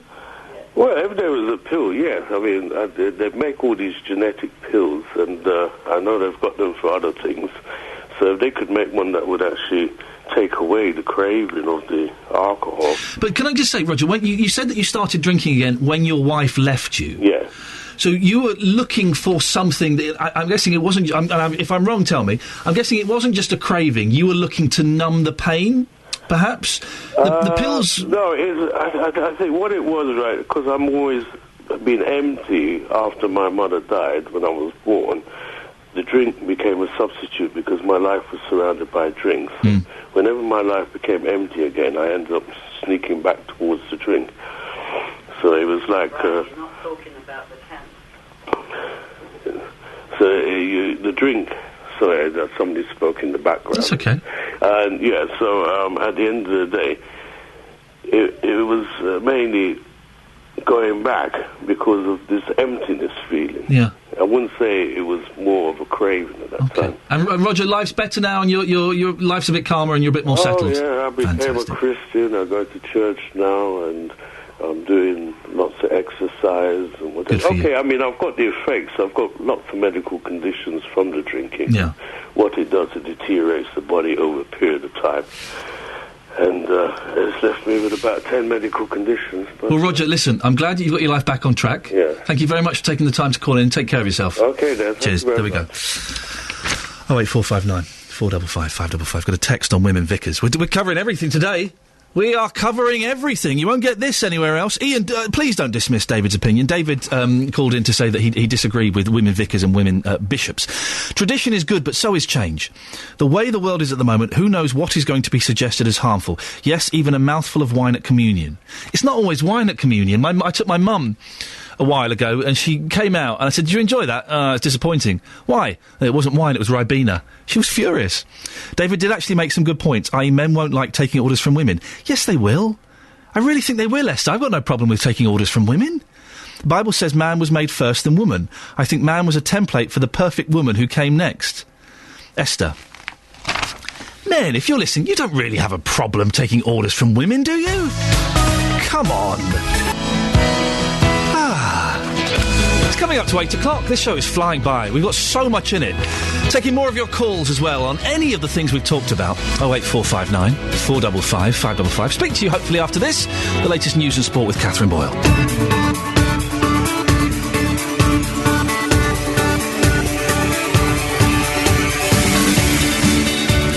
Listener, this is Iain Lee. It's BBC Three Counties Radio, where it's Tuesday, the 11th of September. Oh, my goodness. Andy Murray won the US Open. He's the first British man to win a Grand Slam singles tennis title in 76 years. Positivity was one of the things that played a huge part. When has being positive helped you? And also, Citizen Khan, the sitcom about a Muslim family. Were you offended, or did you find it funny? We'll hear arguments from both sides in this hour, and hopefully your views as well. 08459 455 555. BBC Three Counties Radio. As Murray serves, forehand return from Djokovic, it's out! And Andy Murray has won the title! He has won his first Grand Slam! Well, he's finally done it. Andy Murray has become the first British man to win a Grand Slam singles title in 76 years. He beat the defending champion Novak Djokovic at the US Open in a 5-set match that lasted almost 5 hours. But who could have seen it coming? John Brewer is Professor of Sports Science at the University of Bedfordshire. Good morning, John. Good morning. It's a fitting end to... Are you OK? Are you on a train station? Yes, I did say to your producer, I'm at Luton Airport Parkway. Apologies, yeah. Let us know when your train comes and we'll let you go. It's a fitting end to a great summer of sport, isn't it? It is. I mean, you said could anybody see it coming? I think this year we could see anything coming. I think it's been a fantastic summer, and we've seen some tremendous performances. And I think the one thing that Andy Murray's performance has shown is that in sport, as in life, you have to work very hard for success, and it doesn't come easily. And he's got plenty of talent, but over the years he's had to fight adversity, he's had to fight injury, he's had to fight, of course, plenty of defeats in Grand Slams, but with hard work and determination. And I think perhaps inspired by everybody else this summer and by his Wimbledon performance as well, we've seen him finally come good in the US. He did walk on looking like a winner, didn't he, yesterday? Did the positivity help? Oh, it does indeed. I think, you can have all that physical ability, but your mental approach is absolutely critical, and he clearly got that right and got the result that the whole public wanted, which is fantastic. Do you see Andy Murray going on to win several more Grand Slam titles now? Now that he's broken this, do you think he can carry on winning? Well, we know he struggles on clay, so I think that's always going to be an issue, and I think people like Nadal and Federer will always be king, and Djokovic as well on clay courts, but clearly Wimbledon is a nemesis that he wants to get off his back as well, and the grass is more suited to his style of play, so let's hope that he does come good and win Wimbledon. And what is this going to do for British tennis? It's things like this that really give sports a kick up the backside, don't they? Yeah, they do. I mean, there's a good friend of mine, Roger Draper, who is the Chief Executive of the Lawn Tennis Association, and I'm sure he's gone into work today with a huge smile on his face because, he's seen the success of Wimbledon and he's seen the success of the Olympics, and this will be a real boost on the back of the Olympic Games to get more people involved at grassroots level and hopefully develop a performance pathway that will see more players coming good. And we've seen some great performances by the women in the US Open as well, let's not forget, with Laura Robson and so on, doing very well and showing that we do have talent and we do have some great coaches, which is clearly important.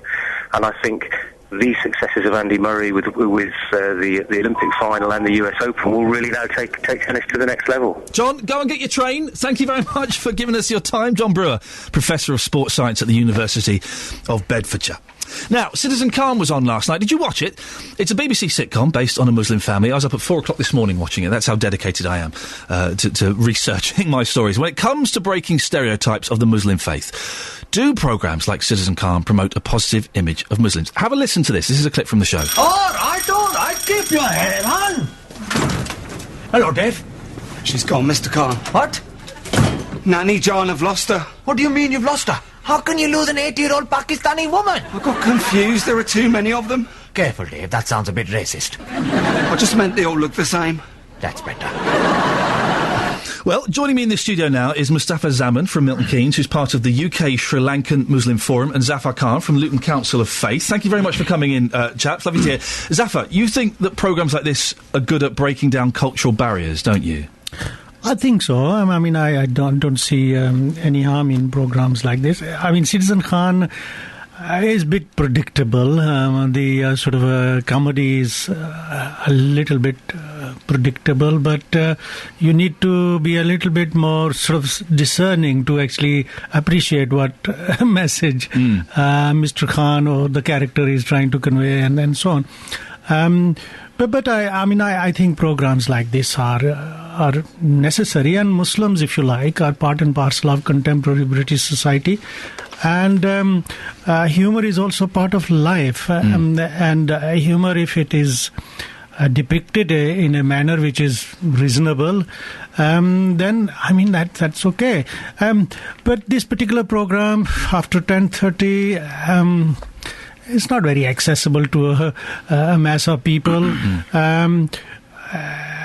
Maybe it's pilot. It's first time something like this has come up since 9/11, and it's poignant that we are speaking about it. Well, it's the 11th anniversary today, of course. Mustafa, you disagree. You think that this programme was offensive? Excuse me. Thank you for this time. Well, the programme is offensive given the current situation prevailing, especially all over the world, against Muslims and Islam. Muslims and Islam are portrayed as negative in every single media. A study shows 91% of the media is portraying Muslims as in a negative way. So at this time, it's really offensive to show such things like, Khan is saying a ginger Muslim. Yeah. There's no ginger Muslim in Islamic faith. Every Muslim is a Muslim. Right. So that, and then he kept on saying when. What's his name? Dave said salam to him. He says salam alaikum. And a normal Muslim would say wa alaikum salam. And he says, hello, Dave. So it's a bit of a disgrace. And also he kept on mocking about the name Muhammad. He says, you're Muhammad, you're Muhammad, you're Muhammad. So that's not wrong, because Muhammad is the name of Prophet Muhammad sallallahu alaihi wasallam, and that people have their name to respect him. So these parts, and also about the Umrah package he gives, and then he's taking, he's mocking.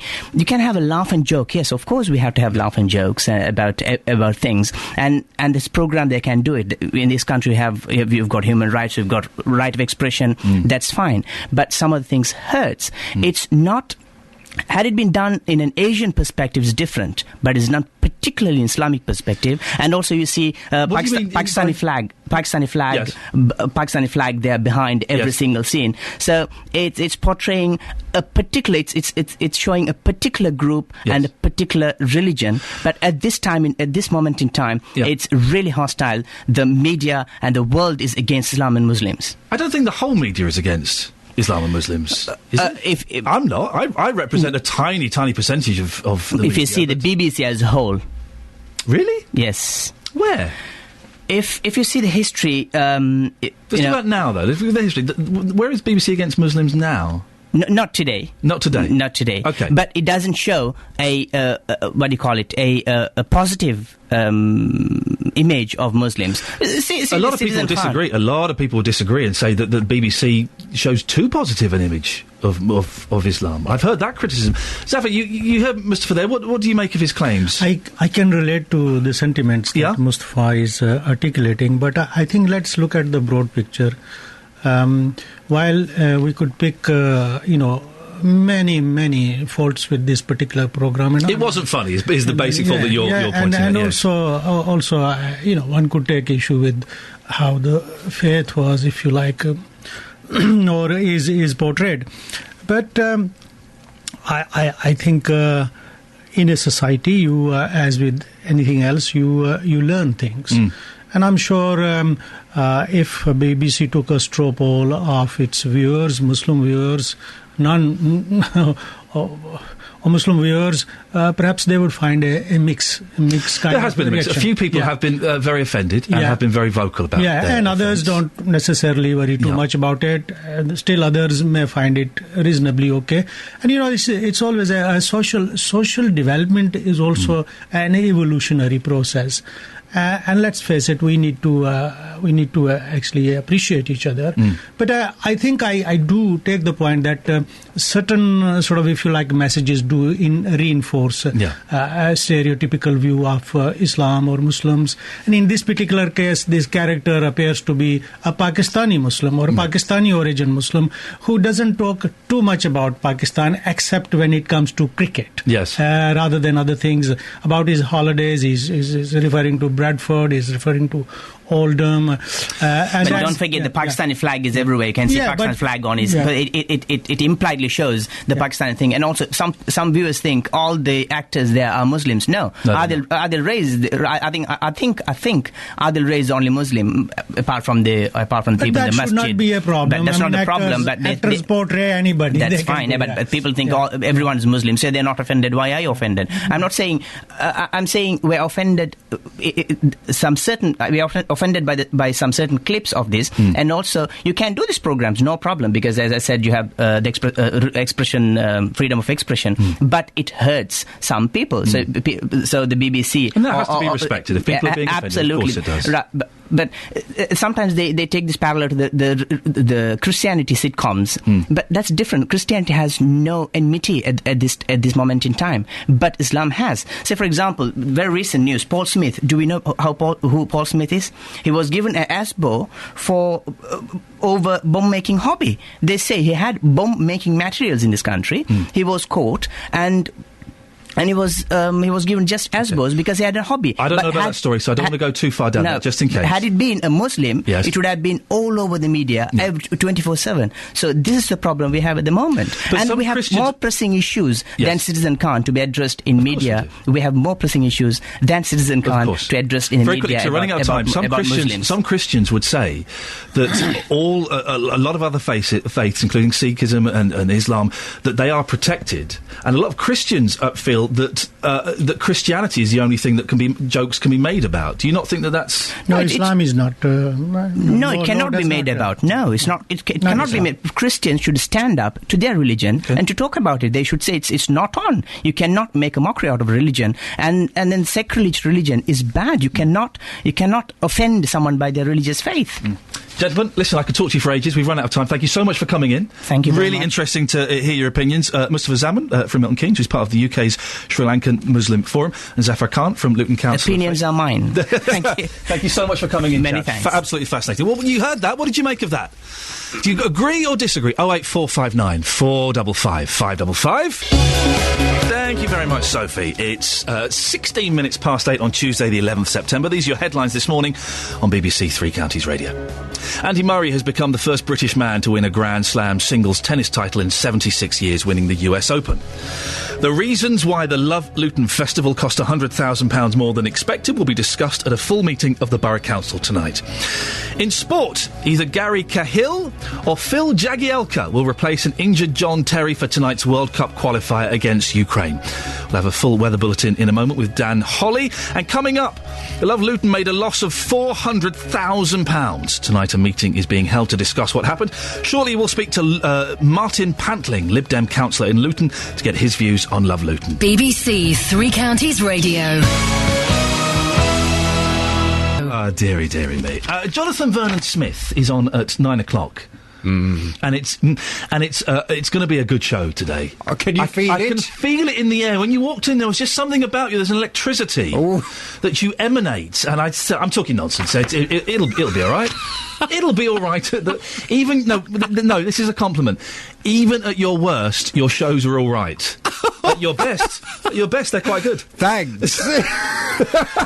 It didn't come out the way it sounded in my head. It's lovely. It was very nice. You're looking very smart. Why are you all dressed up? I'm having my photo taken today for the website so that people will be able to look at me online and go, "Oh, it's him." We didn't know we were listening to him. Have they brought in a professional photographer? No, it's Jan. It's the lady upstairs. She's going to do it on her phone. What? Oh, it's a joy. Working at the BBC is such a joy.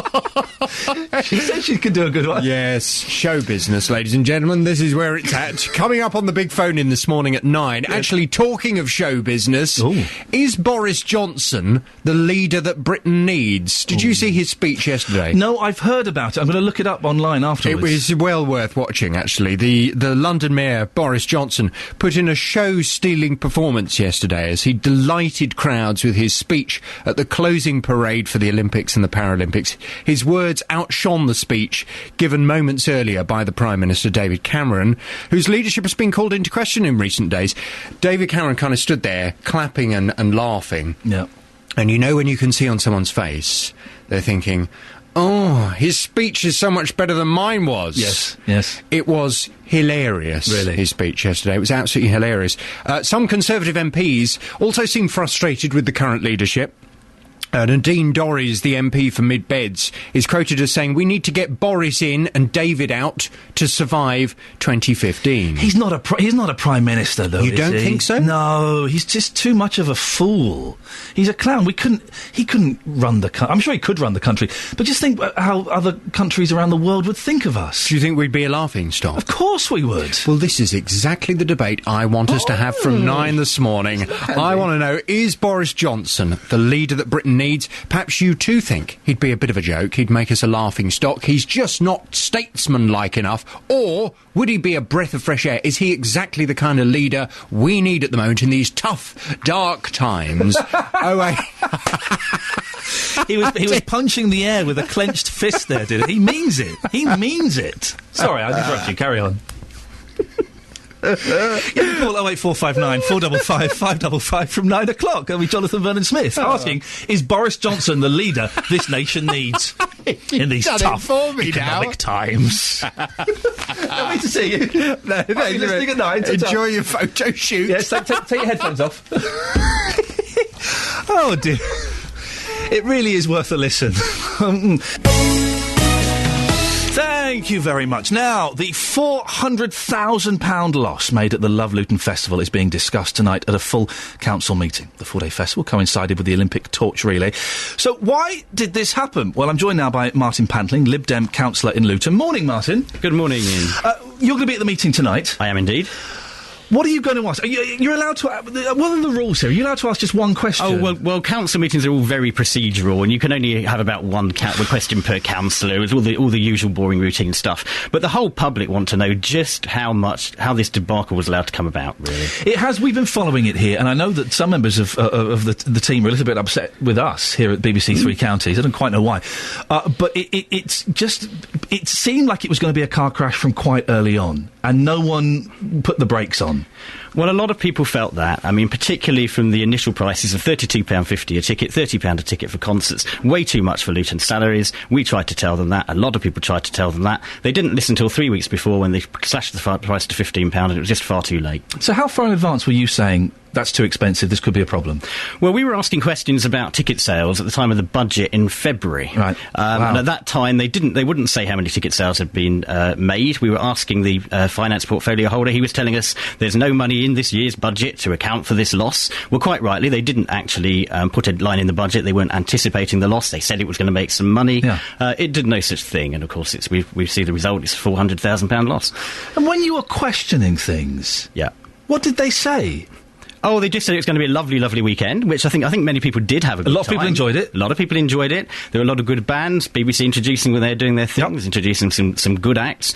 But the whole question about the professionalism of the organising of the event, whether it is targeted right to have two concerts broadly similar in nature and broadly similar in audience, two consecutive nights at that kind of ticket price, it was just never going to sell. That was the thing that got me, was the ticket price and the fact it was asking for the same audience. Surely you wanted, if you're going to do that, you wanted two completely diverse audiences to attract. I think that's right, and particularly when for the first time you're doing a major festival in Luton where we're doing pop concerts. I mean, looking at this report going tonight, there's a statement of the obvious: venue destination, Luton has no track record for promoting international headline acts. It's likely to have been a factor in ticket sales. That's one of the lines. Now, it doesn't need Einstein to tell you that. We could have told them that a very long time ago, and a lot of Luton residents could have told them that a long time ago. But they weren't in the mood to listen, and they're still not, because apparently they're still wanting to do something very similar next year. A lot of people would say, though, it was a lot of fun. Yeah. We had a fantastic weekend. The Mellow was superb. The festival was superb. The torch relay, having Lewis Hamilton come to Luton. The whole weekend, it may have cost a lot of money, but in some respects it was successful because it helped draw attention to Luton and give it a positive image. Well, I think anything that can give Luton a positive image is a good thing. It's just whether really residents should be shelling out the best part of £400,000 in order to do that. And in fact, in excusing the event for having made a loss rather than offsetting the cost of the festival and the Miller, in excusing that, they're talking a lot about the publicity value and what it might be worth. But candidly, having a well-organised, well-attended festival would have done Luton a lot more good than this big loss at a time when the councillors themselves are cutting services, and the council has no record in organising concerts. You're allowed one question. Are you allowed to tell us what your question is, or is it top secret? No, I'm keeping that secret for Really? now. Yes. Oh.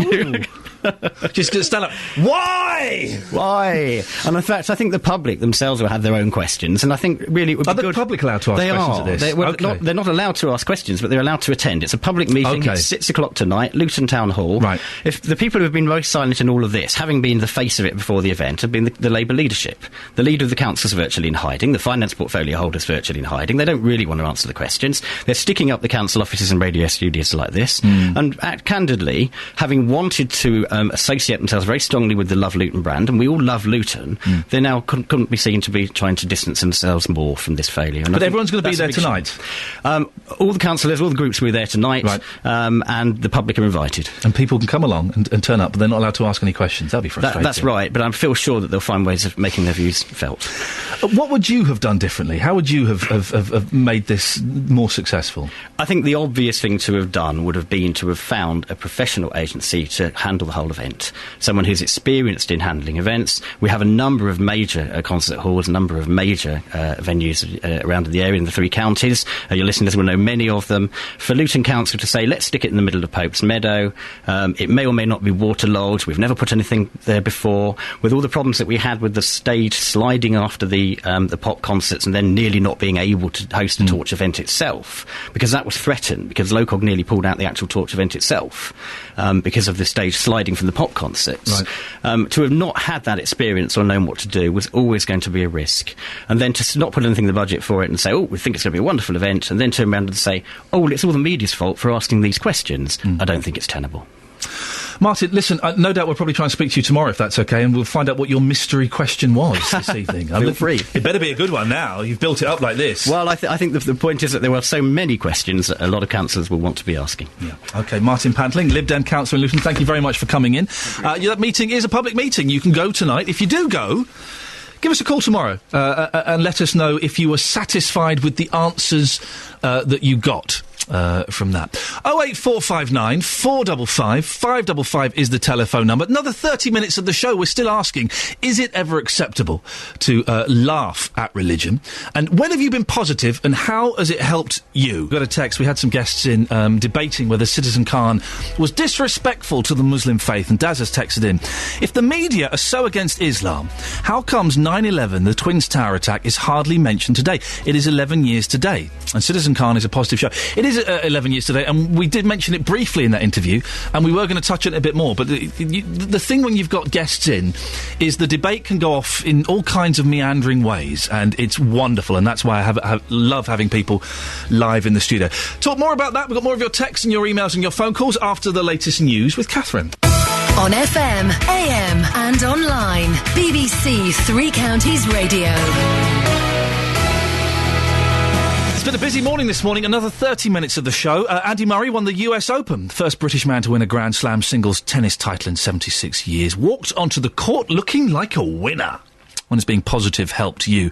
And also Citizen Khan was on last night. It's a BBC sitcom about a Muslim family, and today we are asking, is it ever okay to laugh at religion? You can still get in touch with us, 81333, start your text 3CR, or you can give us a call, 08459 455 555. Now, speaking about laughing at religion is Dill in Bedford. Good morning, Dill. Good morning, Ian. Dill, what's your take on this? Is it ever okay to laugh at religion? Well, it's not. No, it's not okay to laugh at religion, but it's fine when you get a little bit of a light humour. There's a difference in complete racism. There's a fine line between humour and then it being racist, complete racism. I mean, I'm a practicing Sikh, and I wear a turban, and I go out like everyone else does. I live in the UK. I was born and bred in the UK. But I could walk down the street and people could call me names, and people have called me names, beyond belief, and they automatically associate myself, just with the fact that I wear a turban and the fact that Bin Laden wore a similar turban, that we're related in some kind, or, we're one of the same kind, but that's not the case. So, to be fair, my opinion is I put it down to ignorance and lack of knowledge. Well, then, in that case, do programmes like Citizen Khan help in any way? Because a lot of the fear and a lot of the violence and the anger comes from ignorance, like you said, and it comes from fear. And if with shows like Citizen Khan, if they portray Muslims as, in inverted commas, normal people, in normal environments that we can all understand, that's got to help, hasn't it? Yeah, of course it does. I mean, we live in this society, we live in the UK, and that's the way Muslims are in the UK. They have a laugh and a joke, and the way that the programme portrays it is. I mean, I've got Muslim friends, and that's what they're like. I mean, they are like that. Some of them are really strict, and some of them are really laughing and joking, that kind of thing. And between, myself and my friend, we'll have a laugh. So yeah, I think for the sake of religion, it is a good way. I mean, it's just like you have, the episode of Only Fools and Horses that I've seen and I've watched that has light humour regarding Sikhs in them. So yeah, I definitely think it's good. I think it's a good thing that they've made such a programme, to be fair. I think this opens up eyes. Dill, very quickly, you said people shout stuff at you in the street. That doesn't still happen now in 2012, does it? You'd be surprised. Really? Yeah, really. Man. I mean, I know. I was born and bred in Bedford, but I've worked quite a few years in London. I actually work in Milton Keynes at the moment. But when I was on and off the tubes in London, I mean, people would call me all sorts of different names from behind, and I know it's sad, very, very sad, especially in this day and age when you would think that with all that actually happens in the world, you would think that people know the difference now between religions and the way people look. And, it's not all done by skin colour, it's not all done by the fact. It is the 11th anniversary of 9/11. You're saying that it got worse after that, did it? Oh yeah, definitely got a lot worse after that. I'm quite young, to be fair. I'm only 24, but all right, don't show off about it. But yeah, I mean, I used to get bullied in school and stuff like that, and I've got a brother, and he decided to cut his hair. I mean, we're practicing Sikhs, whereas I decided to keep my hair and keep my turban, and he decided to cut it because, like me, he was also bullied in school, but he took it differently, and my thoughts on it were completely different. And I've still got a turban, and I'm proud. I'm a proud Sikh. We've got to move on. Listen, thank you very much for calling. I'm genuine. I'm so naive. I'm genuinely shocked that in 2012 a Sikh guy gets, abused getting off a train. I'm so naive. I really thought that things were better than that. I'm sure things are better than they were in, 40 years ago, but... dear. Paul is in Bletchley. Morning, Paul. Morning, Ian. Can we have a laugh at religion? I think so. I had a wonderful uncle, Leonard, who's now departed his life, unfortunately, but he was a Church of England vicar, and one of his jokes was, God so loved the world, he didn't send a committee. So, and he had quite a few little religious jokes like that, which were very funny, and I think we should, because... I wouldn't open with it, but yes, go on. Yes. But, yeah, definitely. I mean, if, religion's got to stand on its own 2 feet, and so to speak, and if you can't just have a little joke and a laugh about something, then there's something seriously wrong. There's an interesting point you make there. Surely if a religion is strong enough, or if a person's faith is strong enough, then they can withstand anything, can't they? I think, absolutely. I think you're right. Yeah, absolutely. I mean, unfortunately, I did have probably a little bit too much religion as a child. Yeah. Sometimes the sermons would go on rather a long time. You go way past half an hour and you start be fidgeting and so forth. But, I popped to... I'm not a Christian at all, but every now and then, if I'm a bit bored on a Sunday morning and there's nothing to do, I pop to church because I like the tradition of it. I like the songs. Yes. I like the atmosphere. I like meeting nosy old women. Yeah. But you're right. They do go on a bit long, don't they, those sermons? I think the thing was in country areas years ago, where communities were a bit remote, everybody used to turn up at church, and if somebody didn't, then you'd say, let's go and look and see how Mrs. Smith's getting on, she hasn't come today. It provided a bit of community. Absolutely. And as you say, the singing, I think, is wonderful. I enjoy all that. Paul, listen, we've got to move on, but thank you. I do. Every now and then, don't do it very often. I got married in the church. And we had a lady vicar. David, the caller from earlier, wouldn't approve of that. And we had to... it was sort of out of our area, so we had to go to the church a few times, and we had to have a meeting with the vicar. And she said, why is it... And neither my wife and I are particularly religious. But why is it so important for you to get married in a church? We said, it's a really nice building. We like the tradition. And we think it's important to get married in the eyes of God. We got that in. But going to churches, I enjoy it, but they do go on a little bit. Andy Murray has become the first British man to win a Grand Slam singles title in 76 years. He beat the defending champion Novak Djokovic at the US Open in a 5-set match that lasted just under 5 hours. Something like 4 hours and 52 minutes or something. Some say it's down to his positivity. He walked on the court with his head held high, already looking like a winner. When has being positive helped you? Joe in Letchworth called me earlier on. He said his positivity helped cure his cancer. I had a big old lump on my kidney, big kidney cancer. Ooh. So in January, I had that removed. Yeah. Okay, and I was in the hospital, I was lying in the bed, I had pipes and things coming out of me, and do you know what, mate? I was crying when I went down for my surgery, and as soon as I come back from theatre, I did not want to be in that hospital. I just wanted to get better. And I was out in 3 days, and again, that was all down just being positive. Hang on a minute. You were out in 3 days after having a tumour removed from your kidney? No, having and the kidney removed. And you had the whole kidney taken out, right? You're out in 3 days. That's incredible, Joe. Yeah, but again, it's friends, family, being positive, and just working hard at it, mate. You only get one shot in life, mate. So. And Joe, you're all clear now. You're all good. Actually, yes, I am. I was. I visited your lovely studios yesterday, and I had all clear from the doctor. No sign of metastatic disease, so I have officially beaten cancer. I hate the sound of my voice. In my head, I sound really posh. And it turns out I'm not. I'm dead common. Oh, dear. Well, our reporter, Jenna Benson, has been out finding when positivity has helped you. I tend to have a positive outlook the majority of the time anyway. I don't think bad thoughts. If you think positive, normally positive outcomes. But if you're down in the dumps and think, the world's on your shoulders and you're not going to get nowhere, you're not going to get nowhere, are you? Sometimes we do jobs we don't particularly like, but we do them because somewhere down the line it maybe leads to a better job, you can only do two things. You can either sit around and moan, or you can get up and do something. And I think it's very easy to get down because of the current climate, but once I had that positive attitude, good things started coming my way. There we go. We've got some of your texts and your emails and all the things we've been talking about. Here's a tweet. Is it ever funny to laugh at religion? Simon, it is not possible to laugh at Citizen Khan. The show just isn't funny. I did watch it. I watched a couple of episodes.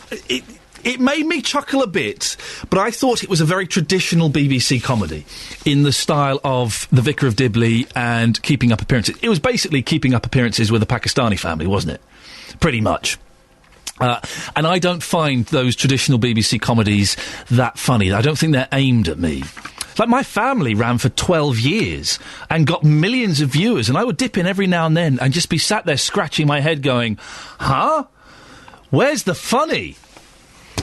And Wayne on the text says Citizen Khan was funny in parts. I did enjoy it. Another text, anonymous. I am Muslim and everyone is entitled to their opinion. Regarding Citizen Khan, there are bits of the show I feel they shouldn't do. The Quran is the most respected thing to a Muslim, and anyone seen to disrespect it is offensive, as seen in episode 1.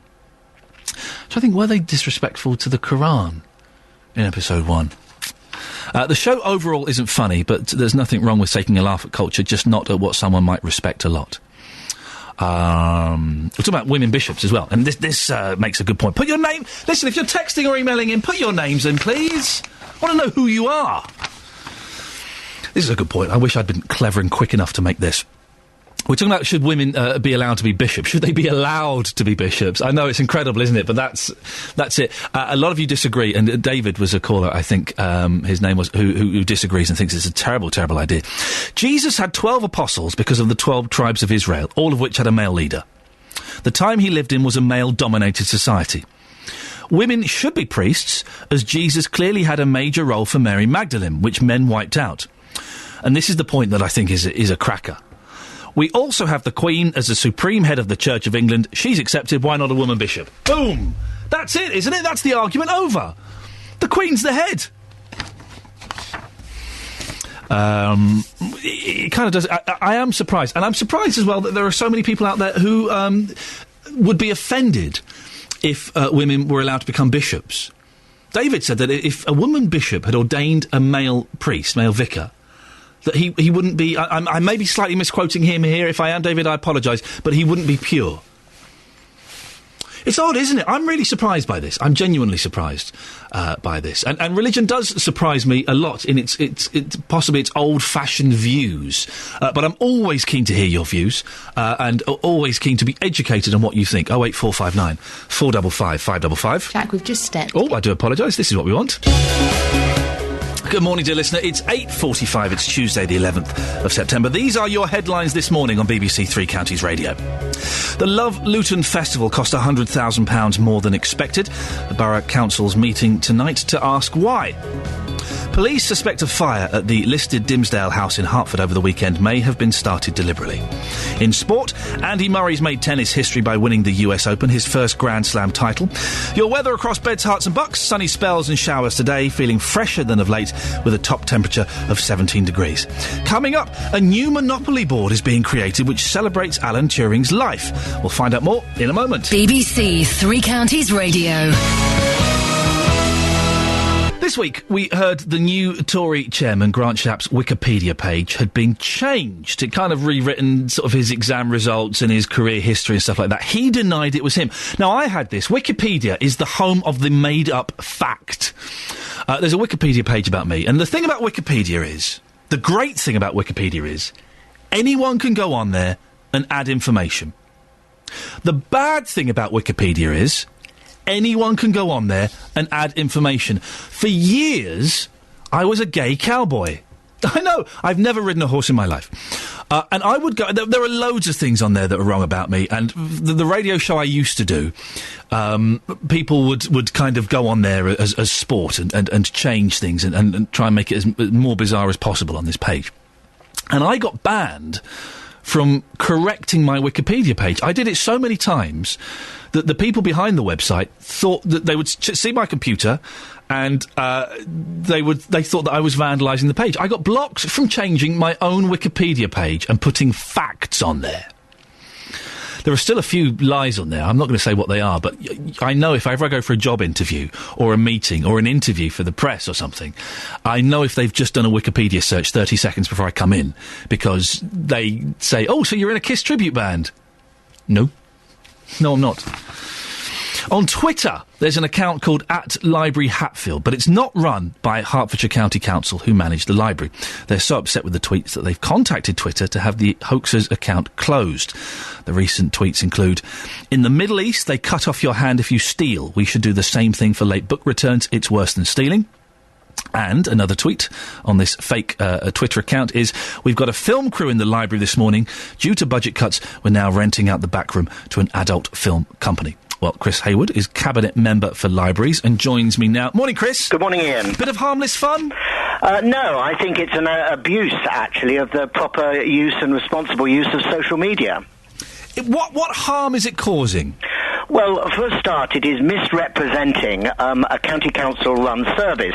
This is not a county council website. Hatfield Library is one of our libraries across the county, but we have our own Twitter account for libraries, which is @HeartsLibraries, and we have our own Hearts County Council Twitter account, which has over 5,000 followers.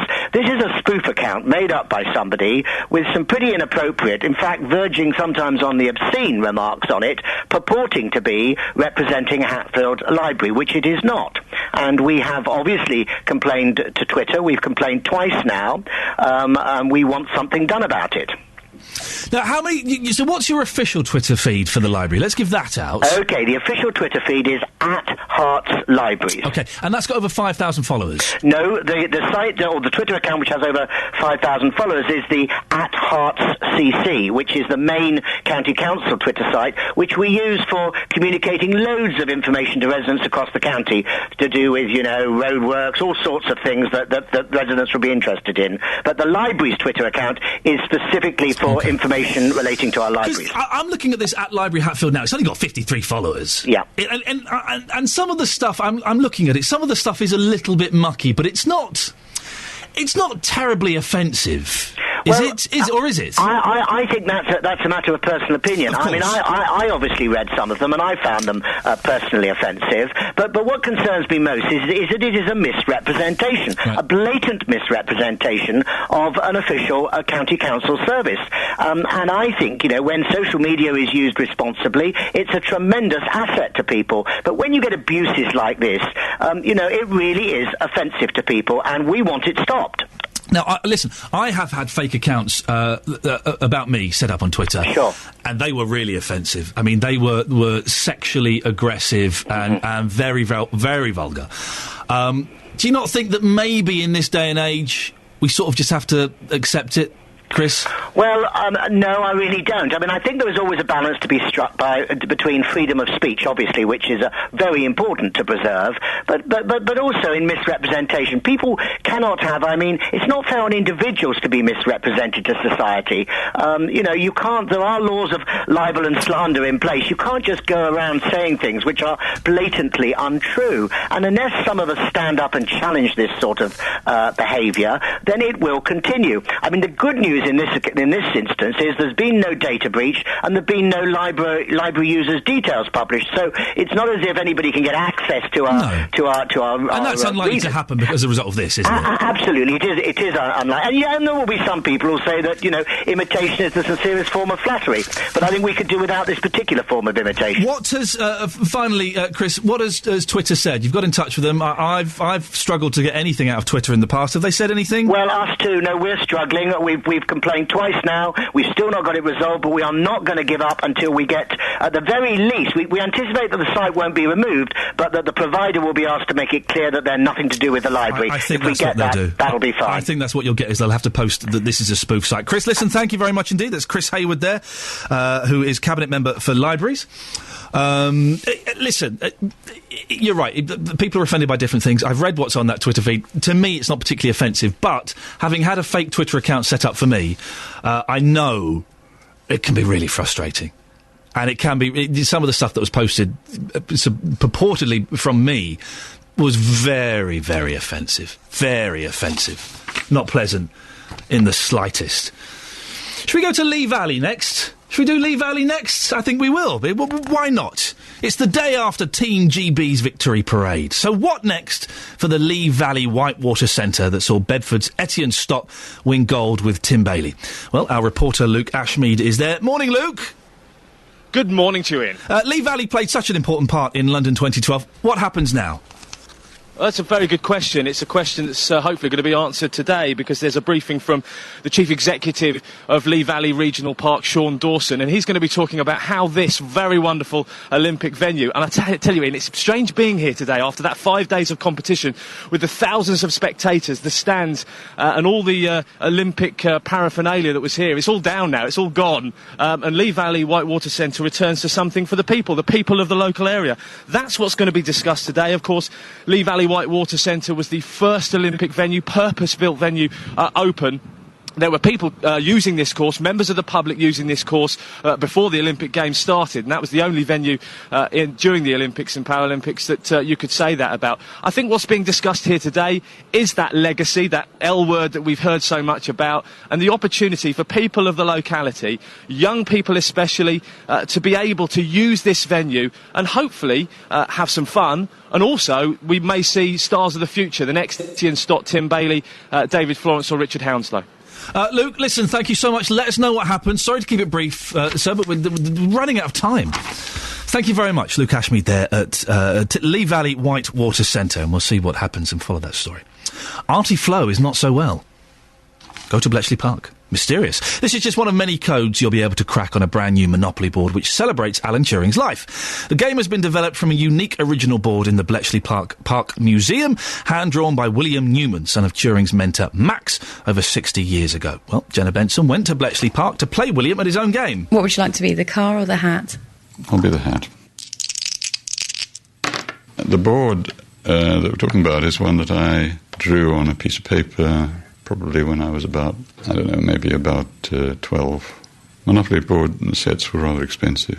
So rather than try and persuade my parents to fork out, I thought, well, why don't I just draw a Monopoly board? And as for the game where you managed to beat Alan Turing, what do you remember of that moment? No, a slight embarrassment. No, I just remember that we played it. It was just a Monopoly game like any other one.